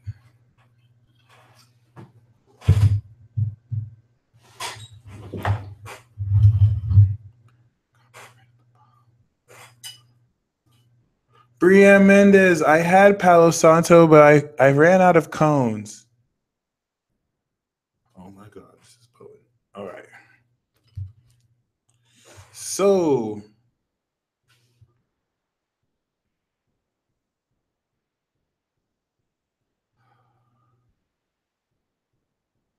all right. So, with that being said, noun, we're all going to evoke air. The reason why I told water to get ready is because this is going to raise the vibration of our anchoring. And I usually just leave this for air signs, but now I'm going to have everyone do this. So now let us all start chanting. Evoke your third chakra and chant anything. If you want to chant Om, if you want, and this is just to with the vibrations raise the relationships. If you want to chant affirmations, I prefer that. We are powerful. We are victorious, and feel the vibrations raise because we're all doing this together. Where we're raising the vibration, and then after we raise the vibration, we're going to use water to, in this heightened state, heal. We're now actually going to not only heal, we're going to direct some healing energy into the North Node in Leo to prevent any future catastrophes and also to heal the world. So we're going to do a little bit of some world healing and cleansing. But let us now chant positive affirmations, all right? We are successful. We are victorious. Hashtag Petty Squad Gang. We are the popcorn crew. We like to instigate beef and then laugh at you. No, I'm just joking. We are successful. We are victorious. We are happy. We are healed. We are love.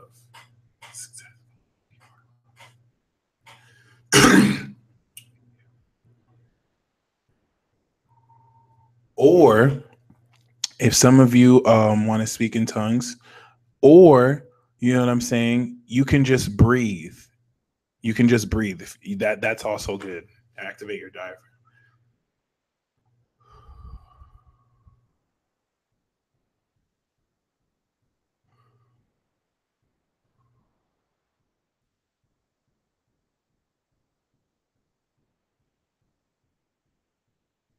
And this is the cool part. Know all your words are magic spells. So we are creating. I feel myself being balanced and inspired. So for all of you chanting, I need to thank you right now because we're pulling our energy together. And honestly, I know there's some of you who feel like this is bullshit and straight, but I'm just so grateful that we can do this because I really feel into the magic of this. And for all of us to pull our power together, this is so badass. Like, this is so awesome. I'm just kind of like a little kid in a candy store right now. Like, I'm really amazed and thankful for all of you. And this is now where we get into the healing. All right. I want you to feel, because we're evoking the water, especially water signs, feel your heart emitting healing energy, however this looks to you, and feel it washing towards, I start to feel good already. Feel it washing towards you and also healing everyone around you. And now at this time, because we have all connected and anchored our energies, I want you to think of people in your life. All right. Think of the world. Think of people in your life who you feel need healing. Just by thinking about them, this healing essence will now pour energy. And not only are you healing them, but you have the whole power of everyone else connected. We got you. We're also going to help heal them too. All right. You can heal their past. You can heal your past. You can heal your present. You can heal your future. If you have any complex issues, if you have anything in your heart that is hard for you to transcend, if you have any addictions, if you have any fears, present them now. And then everything that you focus your mind on now, because we activated the air, the water, and the healing of the heart is going to heal. So one big shout out to you water signs, because I can already feel it. And I need, trust me, some of you are going to literally have stories of people miraculously healing. You need to thank the water signs that are in this live chat because their healing is serious. Or if you have water sign energy, like, really just let this healing in. So I'm going to let this sit here. Let's just really take some time. Really just project healing energy. All right. The reason why I tell the water signs to do this is because you have to feel it. All right. You have to feel it and then shift it. So some of you, if it doesn't feel like you do it, totally fine. Do it to the best of your ability. But I'm feeling it like, yo, water signs are legit. And even everyone who's not water too, like, this is amazing. For those of you like really feeling this energy, let it release from you. All right. This is very potent healing.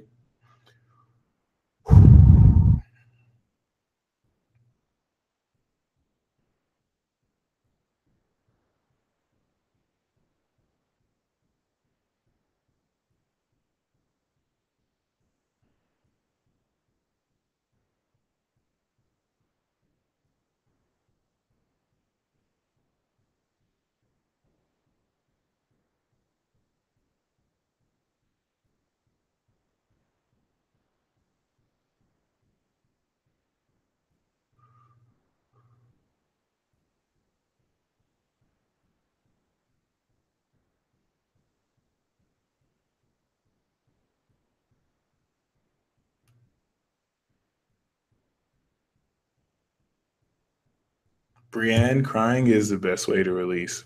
For real, for real.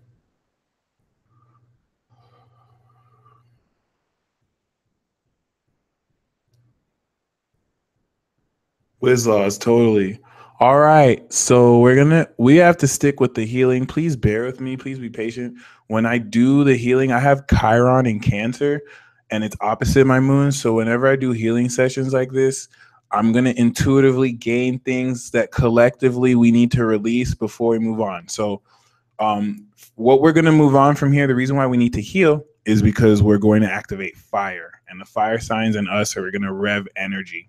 So the energy that we rev, the reason why we need to say positive affirmations, ground ourselves and heal ourselves is because if we just did fire, if we had any like bad feelings in our heart, that'll get like revved, and we don't want extra of that. We want to clear ourselves. We want to take a shower first before we build energy. So if any of you fire signs have like good ideas for how to rev fire, because I don't really have a lot of fire, so I only have my Mars and Aries, and that makes me dumb. So I tell you guys to do dumb stuff like charge up and spin around. Some of you have more creative ways to build fire, and please, hook me up with some ideas. But before we get to that, we're going to spend a lot of time healing because there's so much that has to be released. So please just be patient with me. This isn't this type of stuff that you can rush. The very first thing, there are a lot of you in this live chat right now that you need to just smack yourself in the face and release this feeling that you have to be good enough for people. I'm sorry. Some of you, your parents did not do a good enough job to let you know how amazing you were. They might have bought you nice toys, but they never spent the time that they needed. And your inner child is hurt. And this is subconsciously manifesting itself as you trying to prove yourself to people. Your ego is going to kick in and be like, I don't have to do that. But you're trying to prove yourself to people. And you need to smack yourself in the face and remind yourself, you are the shit. You are the shit. You need to release right now this need to be good enough because you did not. It's not that you didn't get love, but I'm feeling this. And a lot of people, this is kind of like how I do this. I'm connecting to you guys right now. I would say 80% of you right now, you're feeling this because you've probably dealt with people where you did your best. And then it's like your friends or your parents are literally looking at you like it's not good enough. And you're literally giving your heart. You're literally doing everything you can to twist yourself to at least get love from people you respect. And you need to stop feeling like you're wrong for that, for wanting to have love from people you love. I'm sorry, beloved. You need to release this need to like impress them. You're not weird for having it. It's just what do you expect when from a little kid you try and do the right thing and it's not enough. Nothing's ever really good enough, my friends. So please release that need because you're trying to manifest quantum partners with people and you're apologizing for stuff you're doing. You're literally trying to like show to people you're the shit when they should already know you did not go through all that soul work for nothing. Okay. And this is not exclusively just because of bad parents. A lot of these parents are great parents. They just have lessons to learn on that as well. And they also went through the same thing, which is the only reason why they're unconsciously doing this to you, too. Some parents are scumbags and they're just manipulating, but this is also applying to friends as well. So please release that. I'm feeling a huge wave of release. This is going to take more time than just a short healing, but this is great. All right. So that's the first thing. There's 4 points. This is the first point. All right. The second point is a little bit deep here, but some of you have been mercilessly manipulated emotionally and your heart won't open. And this is really bad. All right. If you have any Scorpio energy, please like project a lot more to anyone you sense with this. And this is the worst one here. Some of you have been emotionally manipulated ridiculously bad. You gave your heart to people who like manipulated you bad. All right. Not necessarily physical abuse, but mental abuse. Some of you are in relationships with people where you had horrible mental abuse and like stuck to the Stockholm syndrome level, to where you still might be defending this person like, well, they had a lesson that they had to learn, or well, of course they're doing this because they just weren't that evolved. For you to have that capacity of love, it's a good thing. It's not necessarily bad, but you have to, once again, just like the first one, stop feeling guilty, because some of you have been manipulated so bad, you've been hurt, and you have made it your fault. And the lie here, the lie for the first one, all right, the first lesson of the first lie is you have to prove yourself. That's the first lie, all right? If any of you have this one, the second lie is it's your fault. If you were more awakened enough, or if you were stronger, then you would have been able to save that person, or you wouldn't have had to have been manipulated. And I'm not even wording this right because it's just so deep. I can only do. I'm sorry. I'm a Gemini, so I lack the emotional intelligence of a Cancer. To you know what I'm saying? Oh, shout out to Jay. That was great words right there. But I'm trying to say this the best I can. I'm just getting this vision. I'm trying to make sense of what I feel, and it's hard to do that because I'm an air sign. But you know what I'm saying? What I feel is this. The second lie is like, you're not at fault. The feeling I get is like you got emotionally manipulated by people who betrayed your trust, and now you feel like it's your fault for walking with integrity. Like, damn, if only I wasn't such a nice guy. Or damn, if only I didn't just give my heart. If only I wasn't a woman with integrity. Like you there's a part of you that feels that because you are nice, because you did the right thing, you're wrong.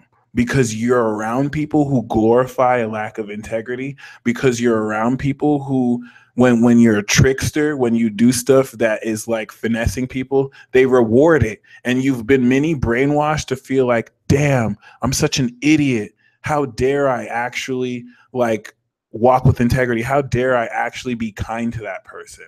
Some of you dead ass are like hating yourself because you're a good person. So that's not even your fault. That's advanced like manipulation and brainwashing. Please just release it. All I can ask you is to just release it. It's a lie. Like, trust me, there are people who are telling you you're too kind. I like you and all, but the reason why I take advantage of you is you're just too kind. You know what I'm saying? You can't be so naive. No, bitch. You lack integrity. That's what you have to say back. Okay? You're not too kind. That's the lie. Like, you're not too kind. You're not too good. You're not even perfect. You just have sense. You're not stupid. And you're a good person. You need to release that. You're a good person. You need to release the whole notion that you're horrible because you're a good person. Okay? The third lie right here, before we go to the fire, all right?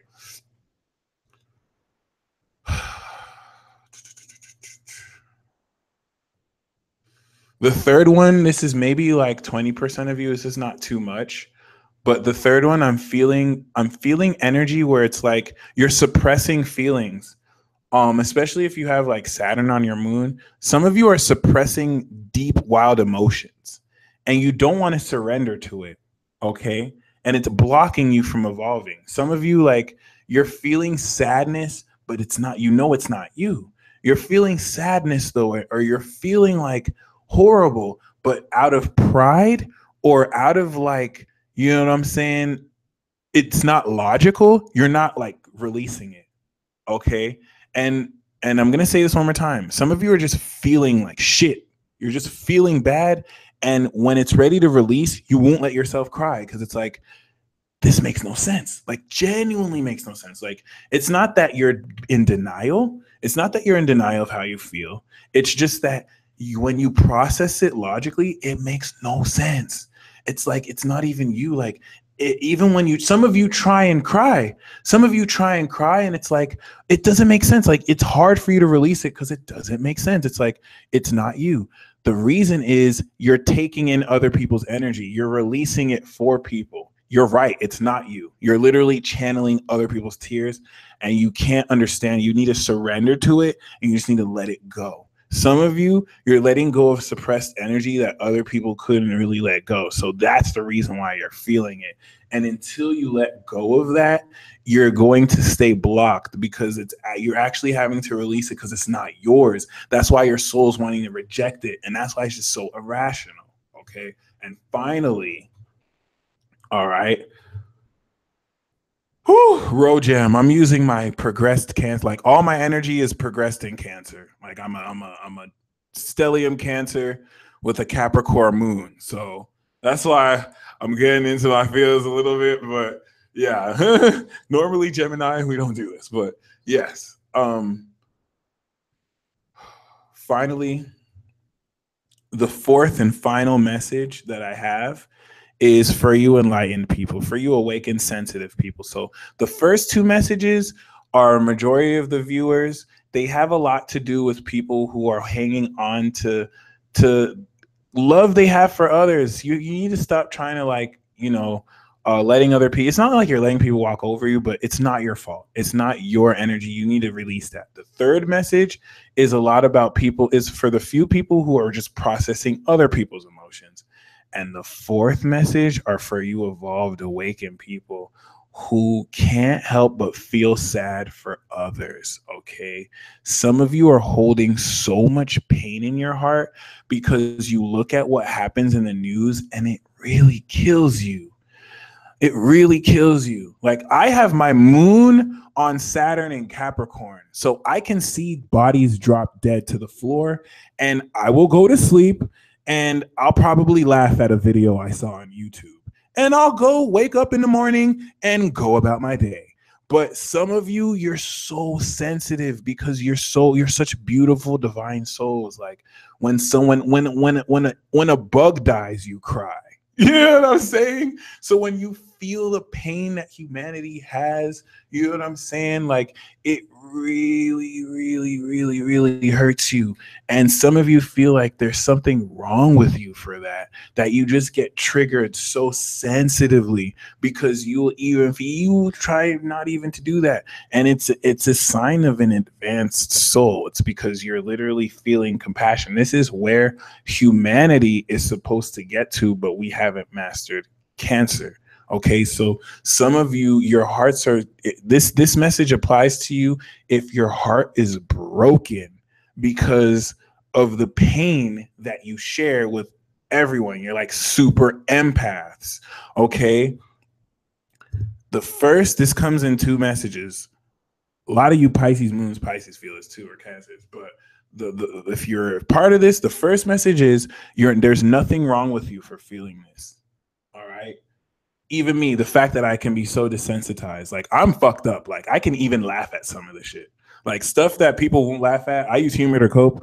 I'll laugh at, but some of you you're very sensitive. There's nothing wrong with you. And then the second one is some of you feel like you have to be martyrs and just bleed with people. And the lesson here is you need to release that. You need to release the whole feeling of being a martyr. The lie here is you're a martyr. And because you're feeling this, you have to die with people. You are not a martyr. Okay, for the third message, the lie is there's something wrong with you or you have to suppress it. You don't have to suppress it. You can release it. The fourth message is you are not a martyr. You need to let certain people suffer. Some of you are blocking yourself because you're nurturing people who need to suffer. Shit, some of you know once you let people go, they're going to die. Some of you have to let people die, my friends. And for you bleeding hearts, it's going to be hard because most of these people have great intentions. Some of you are waiting to catch people with bad intentions. They have good intentions. Doesn't mean that you still can't let them suffer. You have to let them deal with their karma. And trust me, some of it's going to be sad. All right. Some people you're going to have to let go out and go back to their car, or be homeless, and you have to let them know that they can evolve out of their situation. All right. Some of you are literally nurturing people so much, you're not allowing them to evolve. And the universe is having to manufacture drama and conflict just so that you can get this person out of your life and so that they don't slow you down. So those are the 4 points. Okay. Um, no one is here to die for your sins. No one is here to save you. That is huge, ultimate disrespect to the divine creator who made you perfect already. Your soul is not damned. You don't need anyone to save you. You don't need anyone to remedy that which was created with love. You are created with love, whether you were an accident or not. What has been created cannot be destroyed. So don't let anybody fearmonger you into feeling like you have to pay some kind of like offering or believe in someone to save you when all that orchestrated manifest. So now we have gotten the water out the way. Before we go into the peace mobile, let us rev the fire. If you are a fire sign, or if you're not, do anything to build energy now. We have purified our energies. Now let us build the energy. And if you're a fire sign, spin around, or you can just energize yourself, or you can just laugh. If you're not, if you have no fire like me, just laugh. What does laughing do? It literally raises your vibration. Laughter is the best medicine. It's the shit. I don't think there's anything more amazing than laughter because it instantly raises your moon, raises your serotonin levels, and this will raise your energy. So do whatever you can, rub your hands, and as the fire raises the fire for us, what we're doing. Thank you, Victoria Diaz. I keep forgetting to breathe. I am so dumb. Thank you, Miss Kiki. All right. So build up fire. Now, as the fire is building, we have now supercharged the energy. Okay. So with that being said, with this energy that's now supercharged, rub your hands. And as the energy is risen, take this energy in. Everyone, we've all risen this energy. Now just feel yourself absorbing this energy in, or you don't have to absorb it. It's already been raised. So now let's revisit back to the ritual. Take that focus of who you've released your wishes and what you want to manifest. You release the partnerships and you're opening up to a new partner, and you've now have the vision of your enlightened quantum self. Bam. You now have extra focus. We have supercharged the intentions. You guys are super awesome for choosing to do this. And yeah, perfect.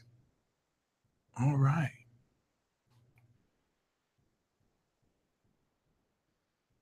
That being said, let us hop into the Peace Mobile. And yeah, with the moon in Leo, right now, the 11th house influence is helping us come into the realization of who our entourage is, or inspirations for this divine entourage. This right now, as we speak, is continuing to manifest quantum partnerships because guess what, guys? Venus is in Libra. Right now, as we speak, relationships are rebooting. So the balsamic phase begins like now, and honestly, we're 25 degrees. In a few hours, it's going to move into Virgo. And as we're into the balsamic phase of the transit today, today, tomorrow, and next tomorrow, this is where we're going to have to release and sacrifice. So hold the focus. And once it's in Virgo, it's just going to release naturally. You're going to find while the moon is opposite Pisces, you really come into profound signs. You're going to see real critical data that gives you new information for you to discover very quantum information, and maybe, proof for certain things you've had intuitions about for a long time. And then, of course, the moon will be new in Libra. And this new moon in Libra transit is going to have us set the intention to open the doorway to brand new depth in relationships, marked by this Jupiter splash that is beginning as the sun will finish and really make more profound. And we end the week off, of course, as the sun is ready to move into Scorpio. All right. So with the moon in Leo and Virgo and Libra, this quadrant of energy perfects situations through challenge, but the balsamic phase will have us release the lessons we've learned. And as we end the week off with Mars getting ready to move into Libra, this is going to perfect a whole lot of our passion and power, so we have a greater and more perfect way of expressing it. Next week is going to be super potent as well. And definitely make sure you're ready for that. But anyway, before I start to now draw the cards for the each sign and what we're going to experience for the week, what I want to remind you, because I mentioned, of course, the new moon in Libra, I officially now have open and available links to the new moon in Libra webinar.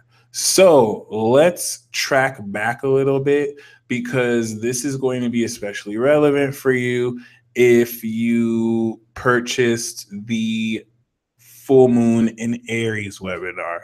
And the full moon energy that we released and helped to activate our quantum selves, we're now going to, in ceremony form, supercharge our energy. If you liked that, we're going to do this even more deeply in the new moon in Libra ceremony live webinar. And we're also going to call in and establish with the new moon energy the quantum nature of the partnerships. Because when the sun and the moon in Libra are opposite Uranus in Aries, this is what's going to make you even more aware of what's going on.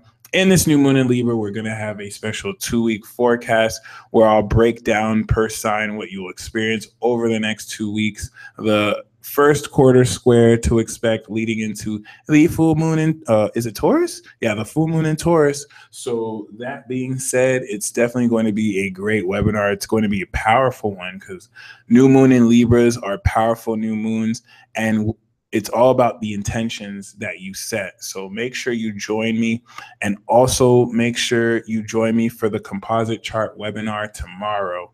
Once again, the composite chart has much to do with the chart of the relationship. So if you want some great tips and techniques on how to read that, make sure you join me. Once again, the link in the description box below.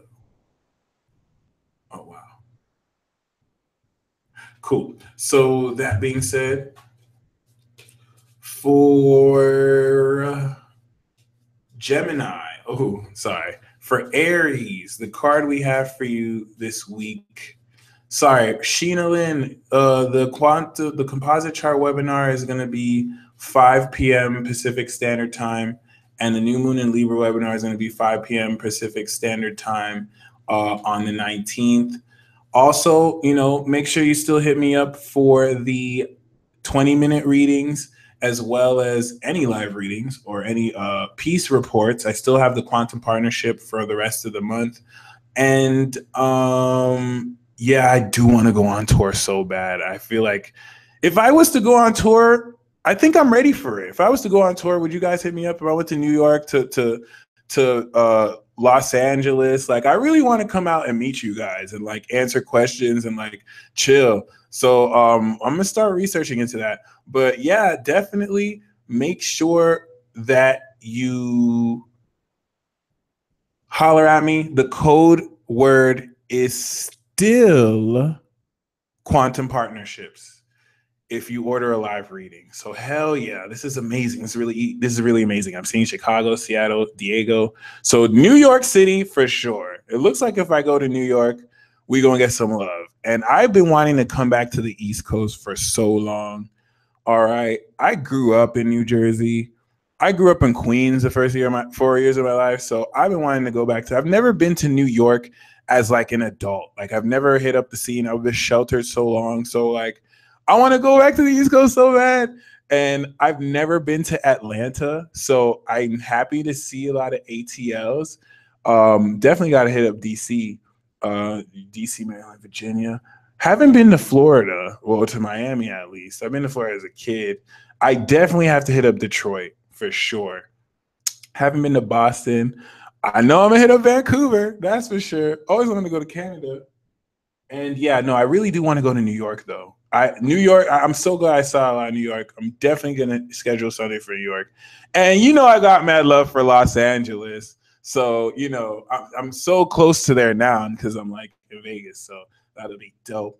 But what I'm gonna do is just so it's more formal, I really do want to get an idea of where everyone's at. So if there are enough people, as soon as I can, the Peace Dealer will tour. That'll be dope. And then also, so I'm going to do a tour where I go out, but if I was to do a super badass convention in Vegas, how many of y'all will come out to see me so we can actually bond? All right. And it's not gonna be anything like you're just coming out here to see me speak. Like, we're gonna bond, we're gonna actually talk, we're gonna chill. Conventions or like, you know, retreats with me are gonna kind of be a little bit iffy. So if you're into, you know, I probably I'm just gonna let you know it's not gonna be formal. I'm gonna try and make it as least formal as I can. You know, certain things might be allowed there that you might not see on other ones. But I mean, if I was to throw something in Vegas, like I kind of want to organize a collective like psilocybin tea. If I did a convention, it'll be a collective psilocybin tea like retreat, and we all drink mushroom tea. And like, I mean, I don't think I can do that, but just thinking something along those lines, like how cool would it be if we all go to like Red Rock Mountain and we go to like someplace out there and we just have a huge meditation circle and we really like awaken together. All right. I'm gonna do some stuff like that. The very first retreat, trust me, like I can't advertise that we'll do like substances, but trust me, it's gonna be like that. Okay. And we'll all come together and from around the world and network. This could be a place to come and meet your tribe and your twin flames. I'm liking the reactions. Looks like 2018. I'm gonna have to set it up. Looks like 2018. I'm gonna set it up. So yeah, look forward to it. This will be a great time to see the team too. I'm gonna get everyone in the Peace Zero team to come down too. So I'm really glad you guys are down. I'm going to start planning this so we can at least, you know, and trust me, y'all, I'm gonna make this like super affordable. Like if I do some kind of convention like this, the only thing you'd really have to pay for is just to get here. Like I'm not gonna charge you no $400 or like $1,000. It's not wrong to do. It's not wrong to do because, like, for example, like if I can make it to the Leo Kings event, I'm gonna go. Like when the Leo King charges that, it's worth it. Trust me. I've been to the Jupiter in Libra one, changed my life. But I want to hook y'all up. I want a lot of people to come. So like I would probably I don't expect a high price point, really. It's gonna be pretty cool. We'll see. We'll see what we can do. If it's high of a price point, it's just so I can pay for accommodations. But I definitely want to make this affordable, so you don't have to feel like you're too broke to come. Like as long if you can at least make it to Vegas, I'll hook it up. I'll make sure you can afford it. So definitely want a really cool feeling here. So anyway, Aries rising, Aries moon. The card that I have for you is the card that I have for you is I want to see if I could even hook up a deal with an airline so that maybe you can get cheap flights for those of you who have to pull out. But yeah, anyway, Aries, the card that I have for you is Justice. Okay. The Justice card is definitely speaking of, especially in the context of these timeline shifts. Oh yeah, and Airbnb definitely for living accommodations. But yeah, you being in a position to just rectify what's being fair and what's not being fair. Justice is saying that anyone who has not been fair to you, anyone who has not necessarily been with integrity, they're going to be exposed. So the justice card is a double-edged sword. You want to make sure that you are very grounded and you are very in a position where you're not out of integrity, because you'll get exposed. But if you're walking the right path, justice is coming on your side this week. Okay. Taurus rising. Oh, I need some chapstick. I'm not supposed to tell you this, but this is mad chappy. Virgo, I always feel bad every time I realize I've failed at some basic aspect of basic hygiene. I just feel like I've let down Virgo. I feel like there's some Virgos did the peace dealer just now realize his lips were chapped? What is wrong with this boy? And now my moon in Capricorn feels like I've let you down. Even though my Gemini does not care at all. My Earth is just I should hold myself to a better standard. What is wrong with me? I am sorry for being so basic. Sorry, Virgo. All right, Taurus rising, Taurus moon. We have the Queen of Swords. The Queen of Swords is talking about a direct encounter with a very intelligent woman, but at first she's going to test your intelligence and play a couple mind games. All right. Stand up to this woman no matter. Let Virgo down. Oh, I'm dead. I let Virgo down featuring J. Cole. And you don't know how hilarious that is because Nas is a Virgo too. Oh, that was a good one. But Taurus, we have the Queen of Swords.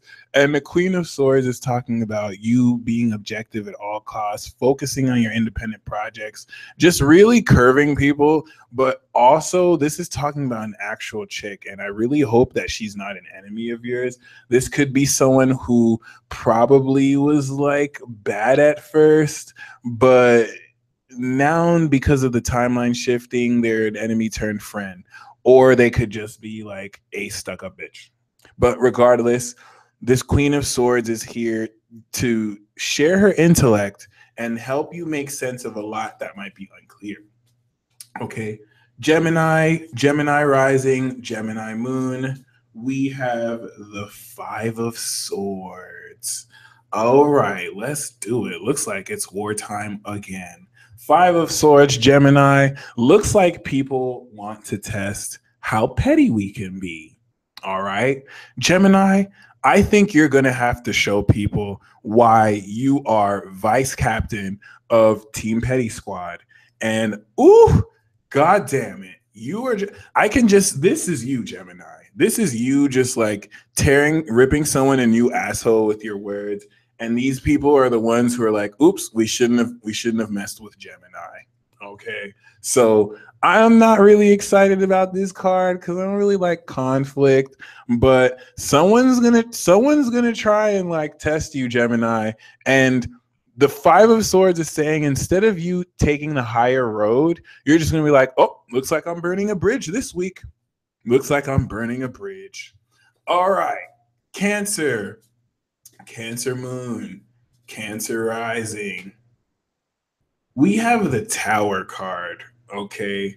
Looks like Gemini and Cancer are linked. The Tower card, for some of you Cancers, is a sudden awakening and realization, oh crap, through shit hitting the fan. But the Tower card is definitely talking about something unexpected. And we do have the Justice card here as a supplement card. So it might have to do with the law. Be very careful, Cancer. This is definitely with this Libra square going to just jack you upside the rear with some energy you are not expecting, from an unexpected pregnancy to a lottery win. So I really do hope, it's nothing too bad. All right. And Leo moon, Leo rising.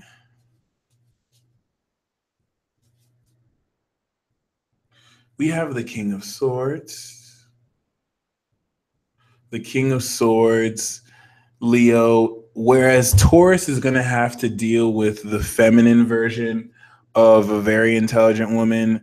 Leo, this is a man who may at first clash with you because he doesn't see the vision you have, but whether you clash or whether you get along with this person, this is someone that is able to put into words and make a whole lot of sense of your ideas. You can actually form a very powerful team with this King of Swords, and they're here to help, even if it does not seem like that at first. All right. This timeline shifting is going to make connections with people that weren't as strong because of fate and because of destiny and karma to work through. Virgo rising, Virgo moon. We have the Wheel of Fortune. So this is going to, with this timeline shift, switch your karma. And you're going to find that certain situations evolve for you in order to shift into gear stuff that you might have been stuck in. But expect great luck to shift. See, the Wheel of Fortune can shift good karma into bad karma, but Virgo, I'm just praying nothing but good and positivity for you. Creepy look aside. Libra, Libra moon, Libra rising. We have the King of Swords. So this is going to be a bit cooler for you because you're already intellectual to a point where you're going to already match wits with this King of Swords. This is someone who will mirror the professional advice that you're having for yourself. Libra, this is going to be someone who confirms a lot of what you're doing. Thank you, Emily. This person is going to really help confirm. I feel like for you, Libra, like you're around people who are like stupid, and so like this person's going to remind you, no, Libra, no, it's not that you're wrong, it's that people are dumb, that's why they don't get it.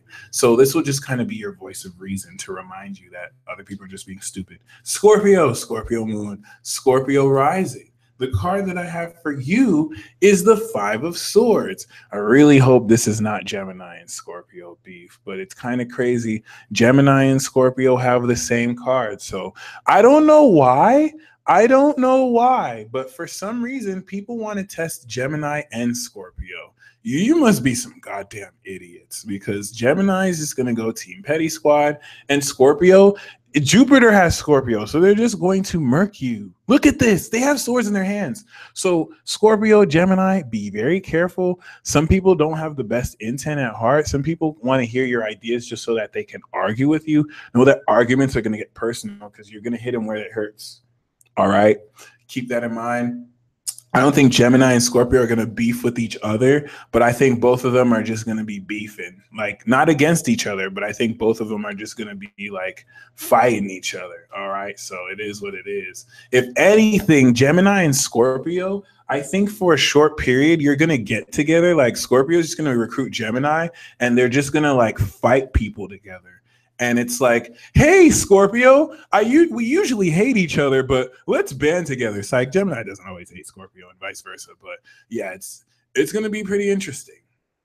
All right. I really get that vision, like Gemini and Scorpio just being petty together and just like poning people, but then also getting in horrible arguments with other people. It's horrible. Anyway, thank you, P. Did 427. Sagittarius moon, Sagittarius rising. DA, that's hilarious. We have the Four of Wands. So Sagittarius, this is basically saying you have great celebration energy. I'm getting the vision. Oh, thank you, Carol. Thank you. That's a great confirmation for me too. But yes, Sagittarius, I'm getting that you are this Four of Wands. So if someone is lucky to like be the object of your desire, you can bless them with this. This is like your wild card. This is like if you want to get with someone, if you want to establish something, if you want to throw a party, you first of all, you better invite the goddamn peace dealer. And then second of all, you know what I'm saying? Just know it's going to be dope. So this is like a wild card week for you to put anyone on. The key here is gratitude and to share this with someone, okay? For 40 views. Anyway, Capricorn, Capricorn moon, Capricorn rising, the card that I have for you. Card is Cancer, the Tower. This is a wild card shakeup too. And the clarifying card I got again was also Justice. So yeah, Capricorn, Cancer, be very mindful. This is just random. This is just like the universe, like, hey, hey, hey, let's mess with Capricorn and Cancer and just throw something. So you're coming into balance, but something's about to happen to just like blah, that you have to deal with it.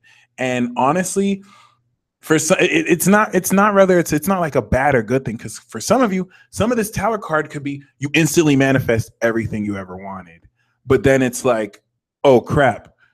So like for some of you, this you could be an overnight celebrity, but then it's like crap. Now like a million people are sending me messages. You know what I'm saying? It's gonna shake it up. Hopefully it's nothing bad, but yeah, this week you're gonna have to deal with something hella unexpected. All right, specifically to shake you up, and it makes perfect sense if we think about it. Capricorn and Cancer square Libra, so that's why this square is just like Aquarius, Aquarius moon, Aquarius rising. We have the Aquarius card, the King of Swords. So I feel like Aquarius, you might be this King of Swords that Leo and Libra both got, but same message for Libra. But for you, Aquarius, this is saying you need to be objective. This is saying that you need to not take sides, and it's saying that no matter how you feel, just think logically, because people are going to need your logic and your clarity and your clear mind, and it's going to really enlighten a whole lot of people. All right. Pisces, Pisces rising, Pisces moon.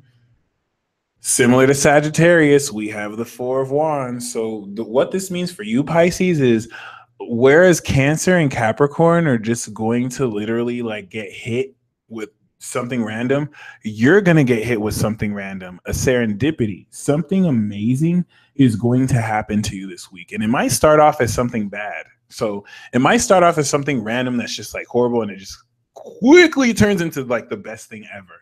So Pisces, the best day ever is about to happen to you, or the best thing ever is about to happen to you, and it's just going to happen out of nowhere, and there's nothing you can do to stop it. And we have for all the signs the Strength. You got the Power this week, my friends.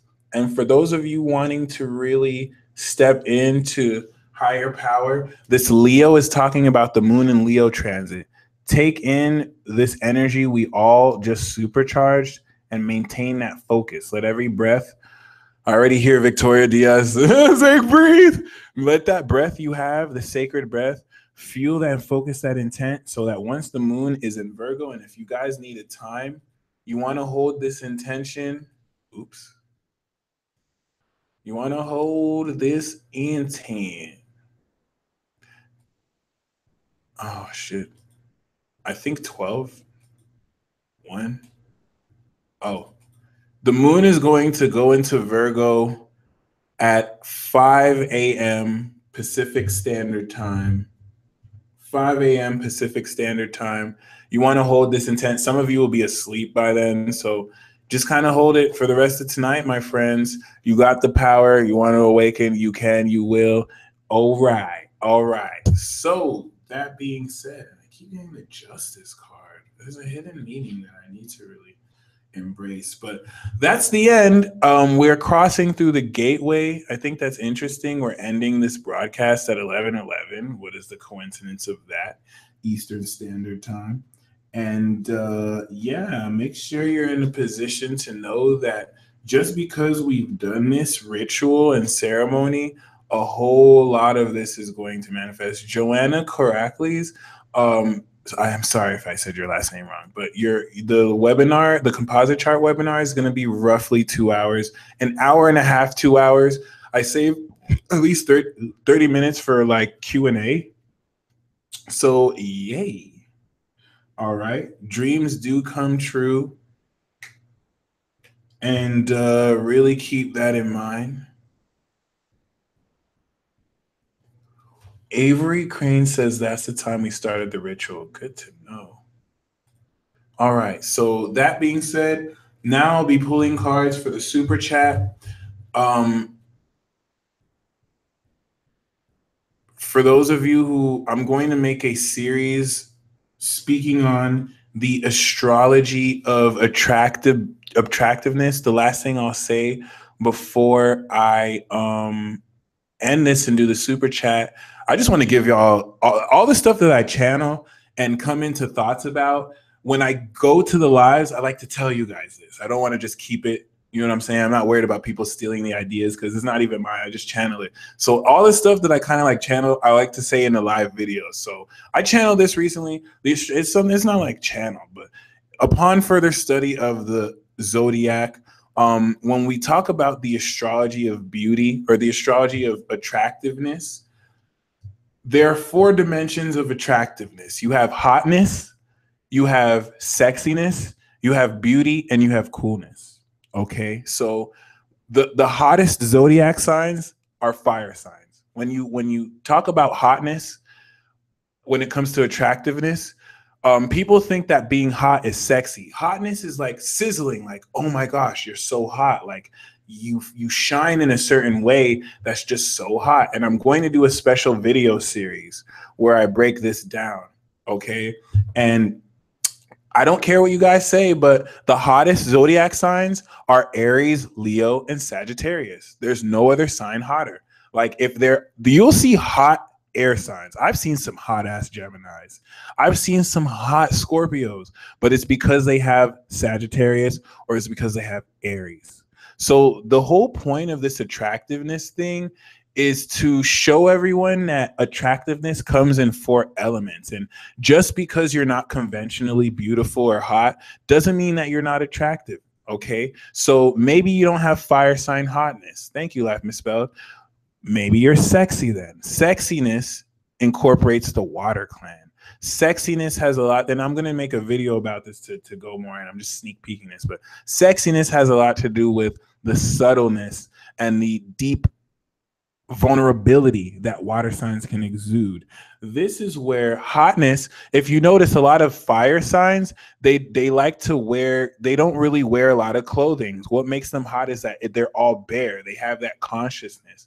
Water signs and earth signs could be sexy or beautiful to a degree where they're still attractive, even though they're not as hot, right? They can still wear clothes and be sexy. This is where that comes from. Water and earth. All right. So whereas water signs are sexy, earth signs are beautiful. Beauty comes from Taurus, Capricorn, Virgo. Like the 3 most beautiful zodiac signs are Capricorn, Virgo, and Taurus. The 3 sexiest zodiac signs are Cancer, Scorpio, and Pisces. All right. So when you blend these energies, maybe you have fire and water. So, or maybe you have like earth and water. So beauty is sexy to you, right? This is how like earth sign traits could be hot. Maybe you have earth and fire houses. So even though it's not conventionally hot, beauty is hot to you. And this is how it kind of like merges stuff. All right. So where Venus and Mars comes in, someone asked a great question because Venus and Mars comes in great here to the degree of you understanding if your Mars is in a certain element, then you desire hotness or sexiness. All right. Oh, I ran out of battery twice. Damn.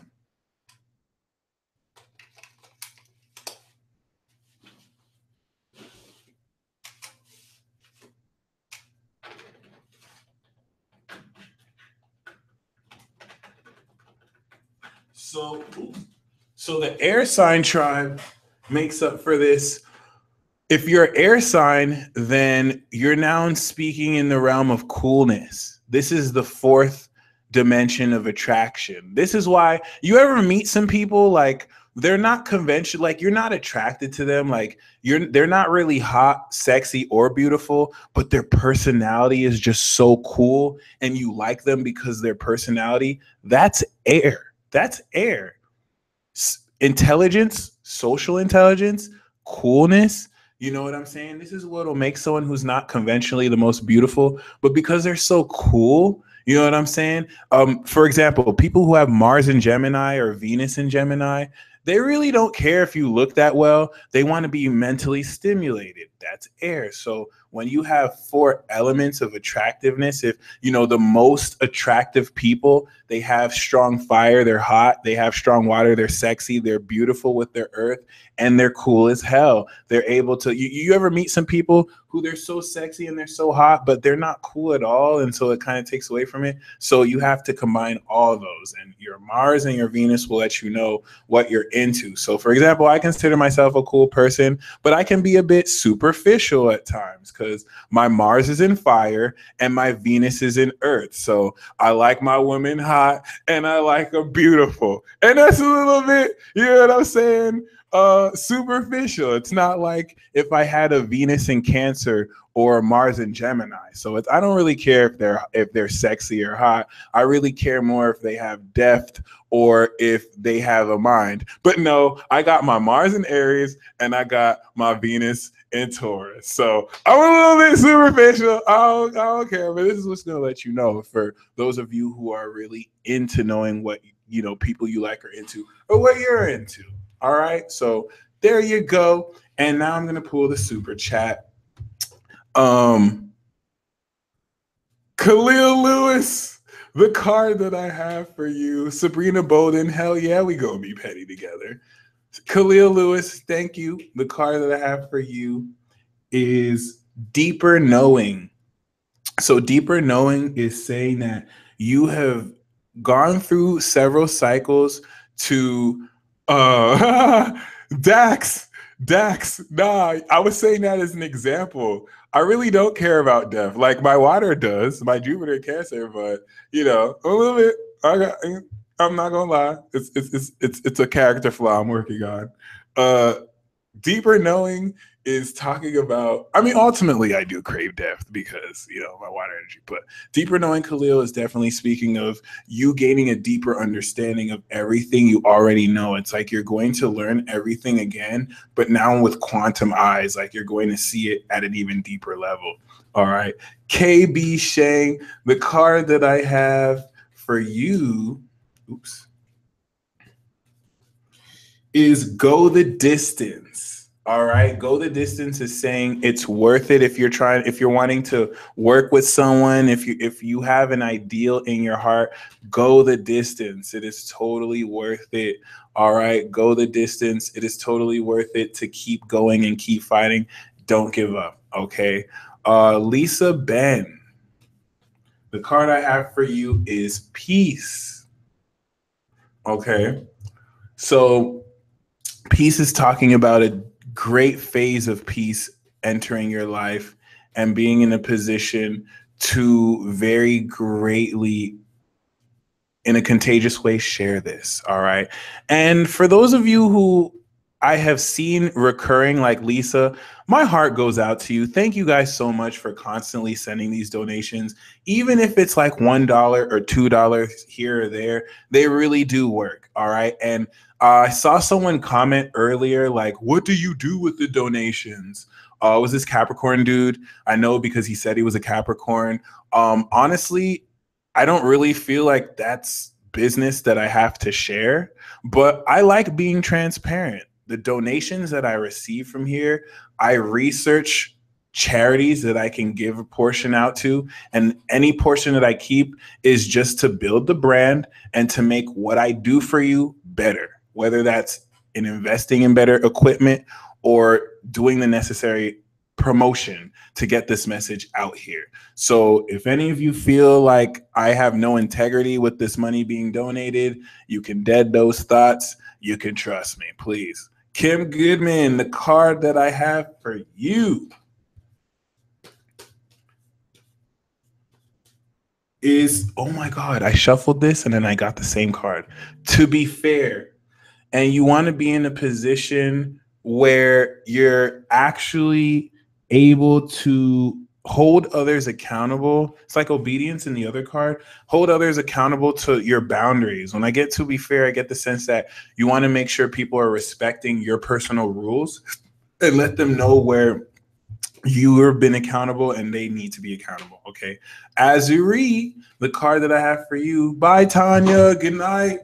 We have peace. So peace is definitely talking about you gaining greater peace in your life and you being able to share that with others too.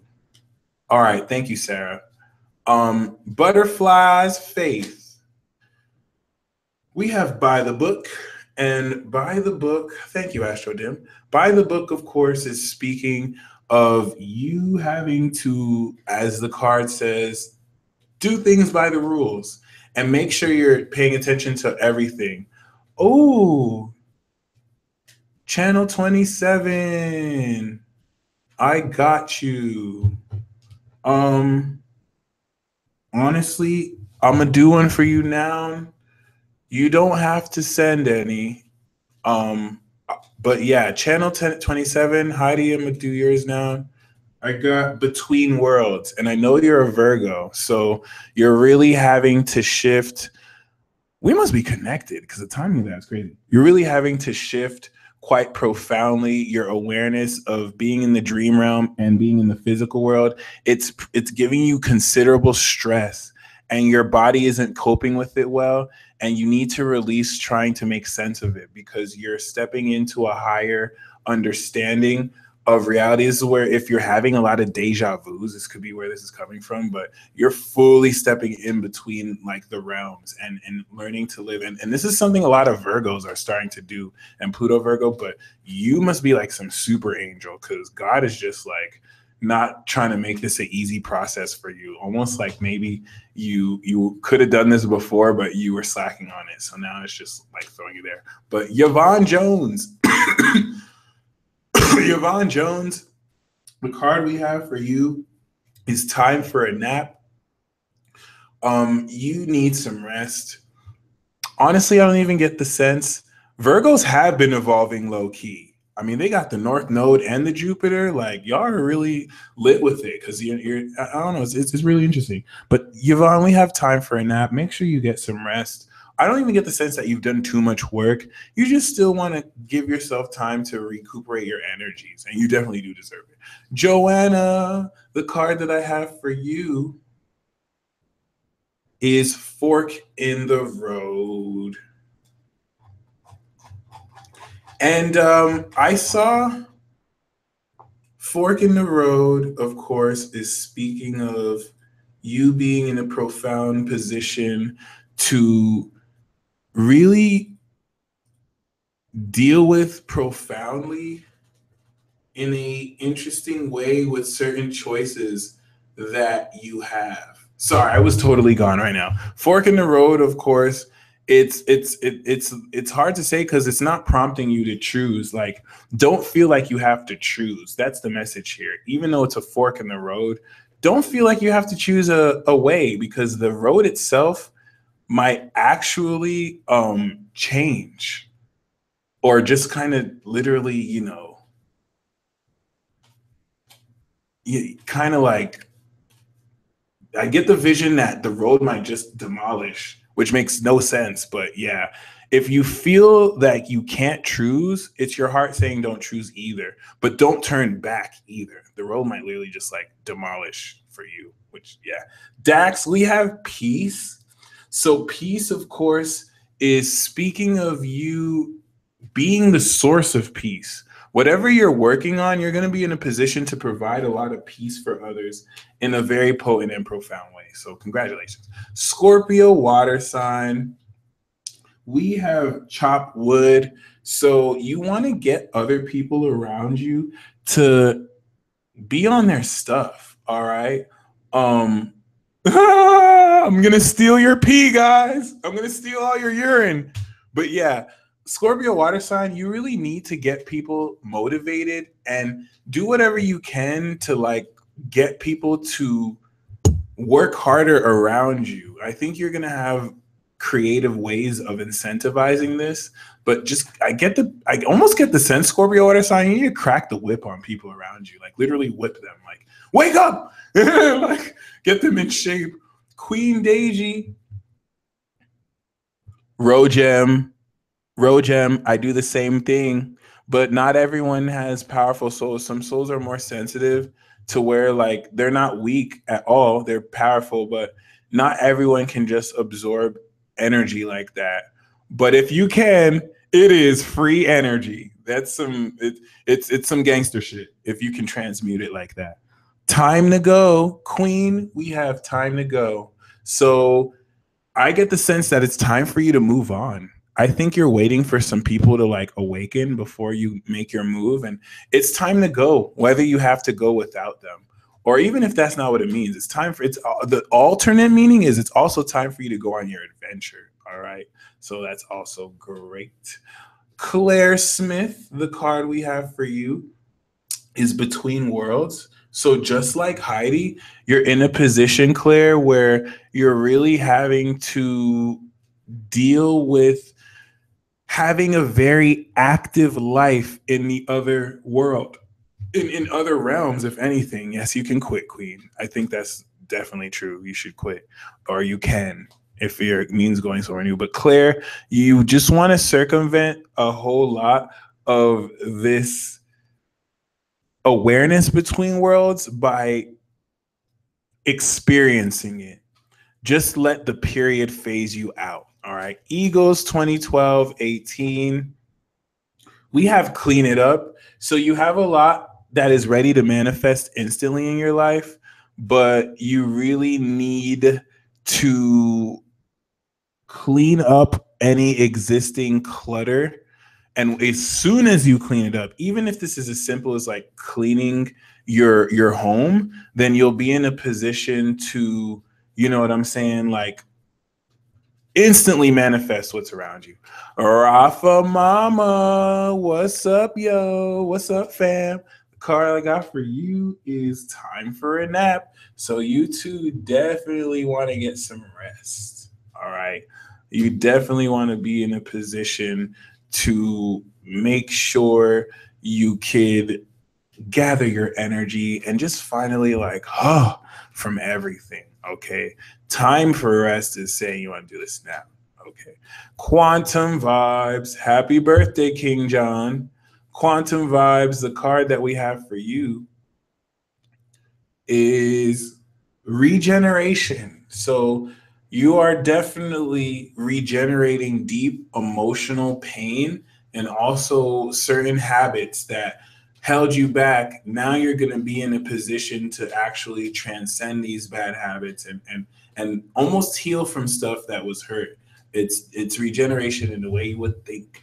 BJ Gamble, we have why, and I think you're going to be seeing through so much of it. Oh, the vision I have for you, BJ, is that you're going to be playing the why game. And like, you might not just ask why, but your inquisitive attitude is going to open up answers because people may just say things. And when you ask why, it's going to like expand upon why they're saying it. And it's going to change how they think. Okay. So it's kind of the vision I get for you. Just being really inquisitive. Michael Blandon, we have Mending. So you said you wish to reunite with your soulmate Marcy in 3D. The first time we got the soulmate card, I forgot the second card, but this is saying mending. So it's saying your relationship with Marcy is mending. So this is another good card towards this. You are in a position, very well so, to fix things between you and Marcy, all right? Or at least, you know, really like make things way better. Sharon, the card that I have for you is exchanging gifts. Okay, so there's many meanings to this actually, but I get the sense that the time and the talents you exchange will really allow a currency of a lot of gifts and talents to fly around and this to really move forward. All right. So yeah, definitely whatever talents and gifts you share and exchange with others, this will be a certain sense of currency to really gain a whole lot of valuable things and experiences with and from people. Indiara, the card that I have for you is by the book. So make sure you're in a position where you're doing things with integrity and the way they're supposed to be done. Make sure you're not cutting any corners. Kristen Larson, we have go the distance and make sure you're in a position where you don't give up and whatever it is you're working hard towards or fighting for, you keep going until you finish because you're at that home stretch. Nasheen, the card that I have for you is blessed. And this is how magical you are. I know you are one of the greatest Sagittariuses because you have a Cap Moon and you donated $2.22 and you got the 22 card. You are blessed. You are amazingly blessed. So blessed that people who are around you get blessed.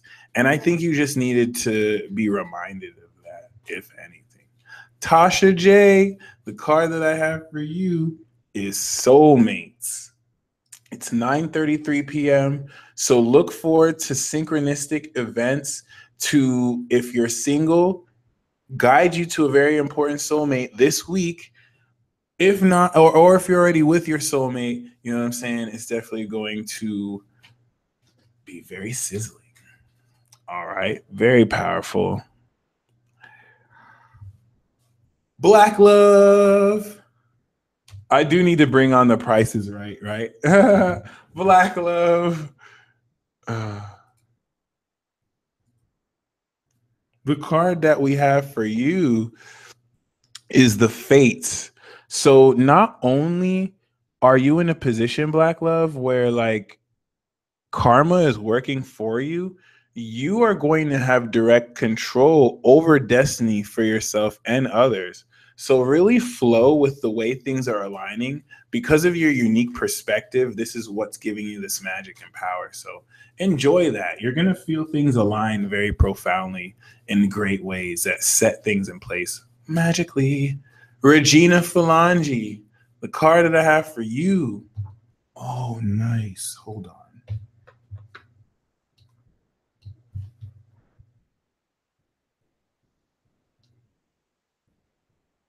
The card that I have for you, Regina, is Message in a Bottle. I had to get the music ready because that Price is Right music is going to come up. I already feel it. Thank you for the reminder, Queen. There we go. All right. Message in a Bottle is speaking of you gaining likely inspiration in an unlikely place. Whether you see a message in a bottle or not, you're going to get a very profound synchronicity and message, not even a sign, a message that will speak specifically to your situation, really keying and highlighting in to help you know whoever is lying about certain things and who needs to be kind of like put in check. Shy Girl 69, we have Observer. So keep on your observation and be in a position where you acknowledge a whole lot of what you see as you will be reading trends from people. Okay. Oh, we got Kamal in the building. I didn't know you were here. That's what's up. Jasmine Hall. The card that I have for you is Yang. So everything in your internal world, you are ready to manifest through your hands. I love the Yang. It's like an Ace of Wands card. It's literally being able to bring into the physical and spark something concrete in a passionate way. So if you need to like chi blast motherfuckers, chi blast that mofo. Grim Reaper. We have the Lord of Death, one of the Lords of Death donating. I'm very honored. I know you're busy taking lives, so for you to stop by, I'm really thankful. The card we have for you, Grim Reaper, is a leg up. I know you're out here slaying motherfuckers, so it's nice to know that you have a leg up on anyone trying to, I don't know, cheat you or cheat death. But no, for real, it is saying that personally to you, man. Man, the leg up is really speaking of you being having not a chip on your shoulder, but like you have more expertise than most people around you even though they're sounding or acting like they have more than you. So just kind of remember that, okay? Luna G, a Luna gangster, we have a higher power, okay? So we're gonna have to cue this Price is Right music. Luna G, we have a higher power. This higher power is begging you to connect with it so that you can open up greater manifestation ability. Higher powers are amazing because they're super cool and they're filled with swag. Congratulations, Luna G. All right. The card that we have for you, Monique. Monique, we have All That Glitters. Monique, all that glitters is most definitely not gold. And Monique, this is important because you know certain people in your life who already is not gold. So this is just confirmation. All right. Some of you just needed confirmation. Monique, here's your confirmation. Sarah Connerly, I think someone said that if I'm pulling for Sarah, it's for Elizabeth or the other way around. But Sarah Connerly, the card that we have for you is the Tribe. So you're going to be in a position where, and I sense, Sarah, you're the one who is actually going to open up this energy and also in a profound way gather the tribe, okay? And also really like bring it together. So especially since if it's just you, the tribe is talking about people coming towards you because they all have something they can identify with you with, and they'll have differences against each other, but you'll definitely allow them to, Sarah Connerly, you will unite the tribe. All right. Bianca Perez, we have Message in a Bottle. So this message in a bottle, if anything, is going to come through a friend who has your best interests. They have no idea what you might be going through, but they're going to speak to your situation. So just pay attention. It's going to be very positive. Lilac Ocean 420, we have Deep Knowing. So you're definitely going to be in a position where you are seeing everything you already know with deeper clarity, of course, but greater wisdom. And this deep knowing is also going to apply to certain things you have intuitions about that open up quite profoundly for you as well. Different functional. We have why. So don't be afraid to kind of ask people for further clarification. It's not that you're afraid, but just don't feel like you're prying, because you kind of pushing people to understand why, you're going to get those answers. Okay.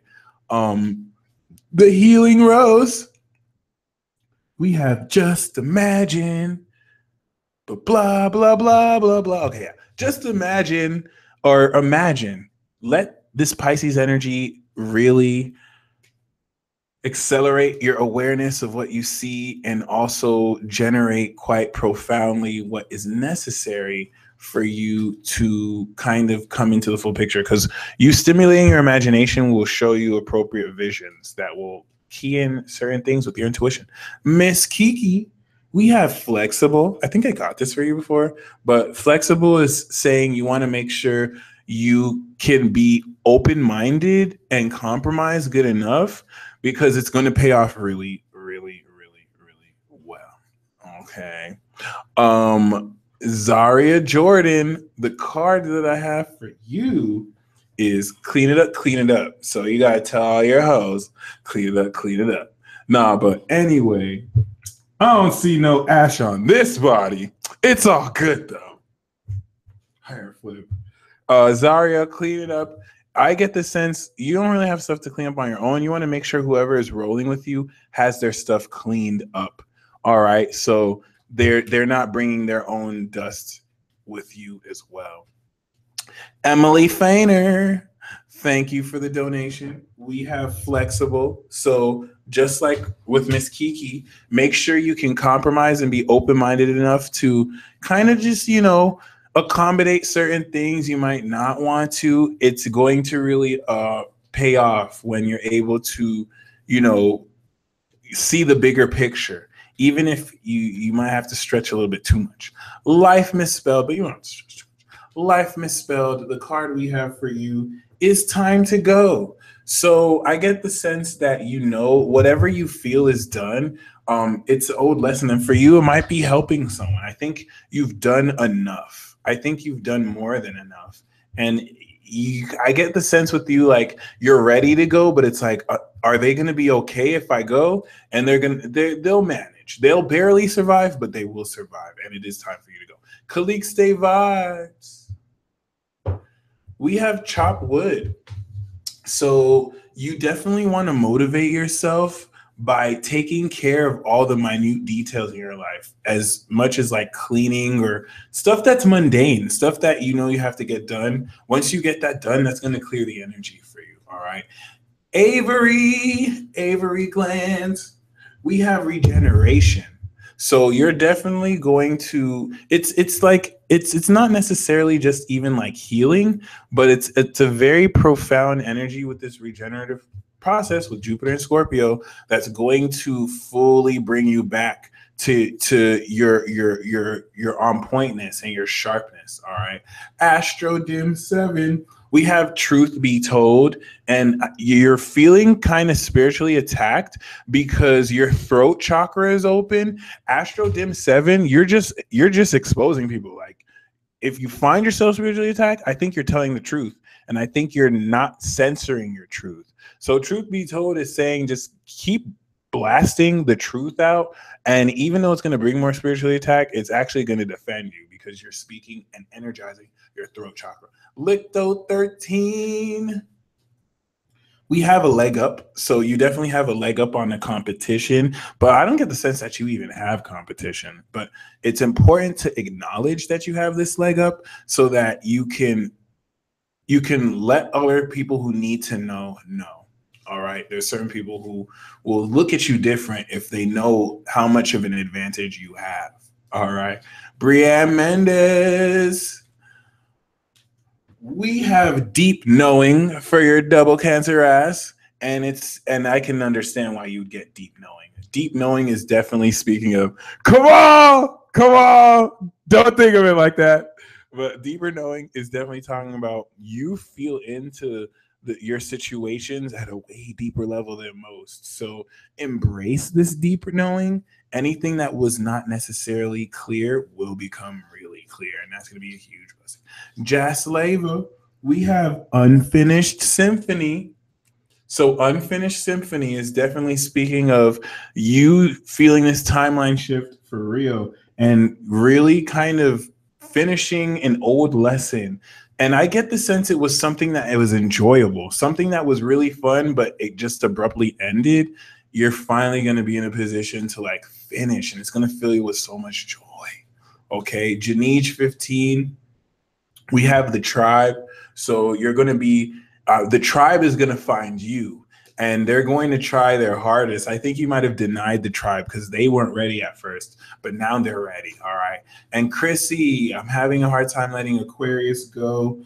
We have breathe. All you have to do is return to the fundamentals and breathe. Okay, and you will be Gucci. Finally, the last card that I have for everybody, whether you could donate or not, is time for a nap. And this nap, of course, is encouraging people to really rest this week. We're in a balsamic phase. Don't push yourself more than you have to. Please don't. Please don't. And I have one more card before I end, and that's Milk and Honey. Yeah, I'm going to end with a freestyle. All right. It's milk and it's honey, and ain't nothing funny. Milk and honey makes the world go round, round, round. Milk and honey, it ain't nothing funny. The pea stealer ain't a dummy. It's milk and honey. So you gotta do what it do, and I do what it do, cause I do it real cool and you do it real true. Yeah, we just built energy and supercharge that ho. Oh yeah, I pull cards for everyone. I do it every time. Milk and honey means that everything will happen real cool for you, and the sun will shine, and everything will be true, and you'll be happy with the smile on your face, and then you'll do this desert ace. Yeah, yeah, yeah, yeah, yeah. You get a milk and honey. You get love. You get the truth. You get illumination. You get enlightenment. Yeah!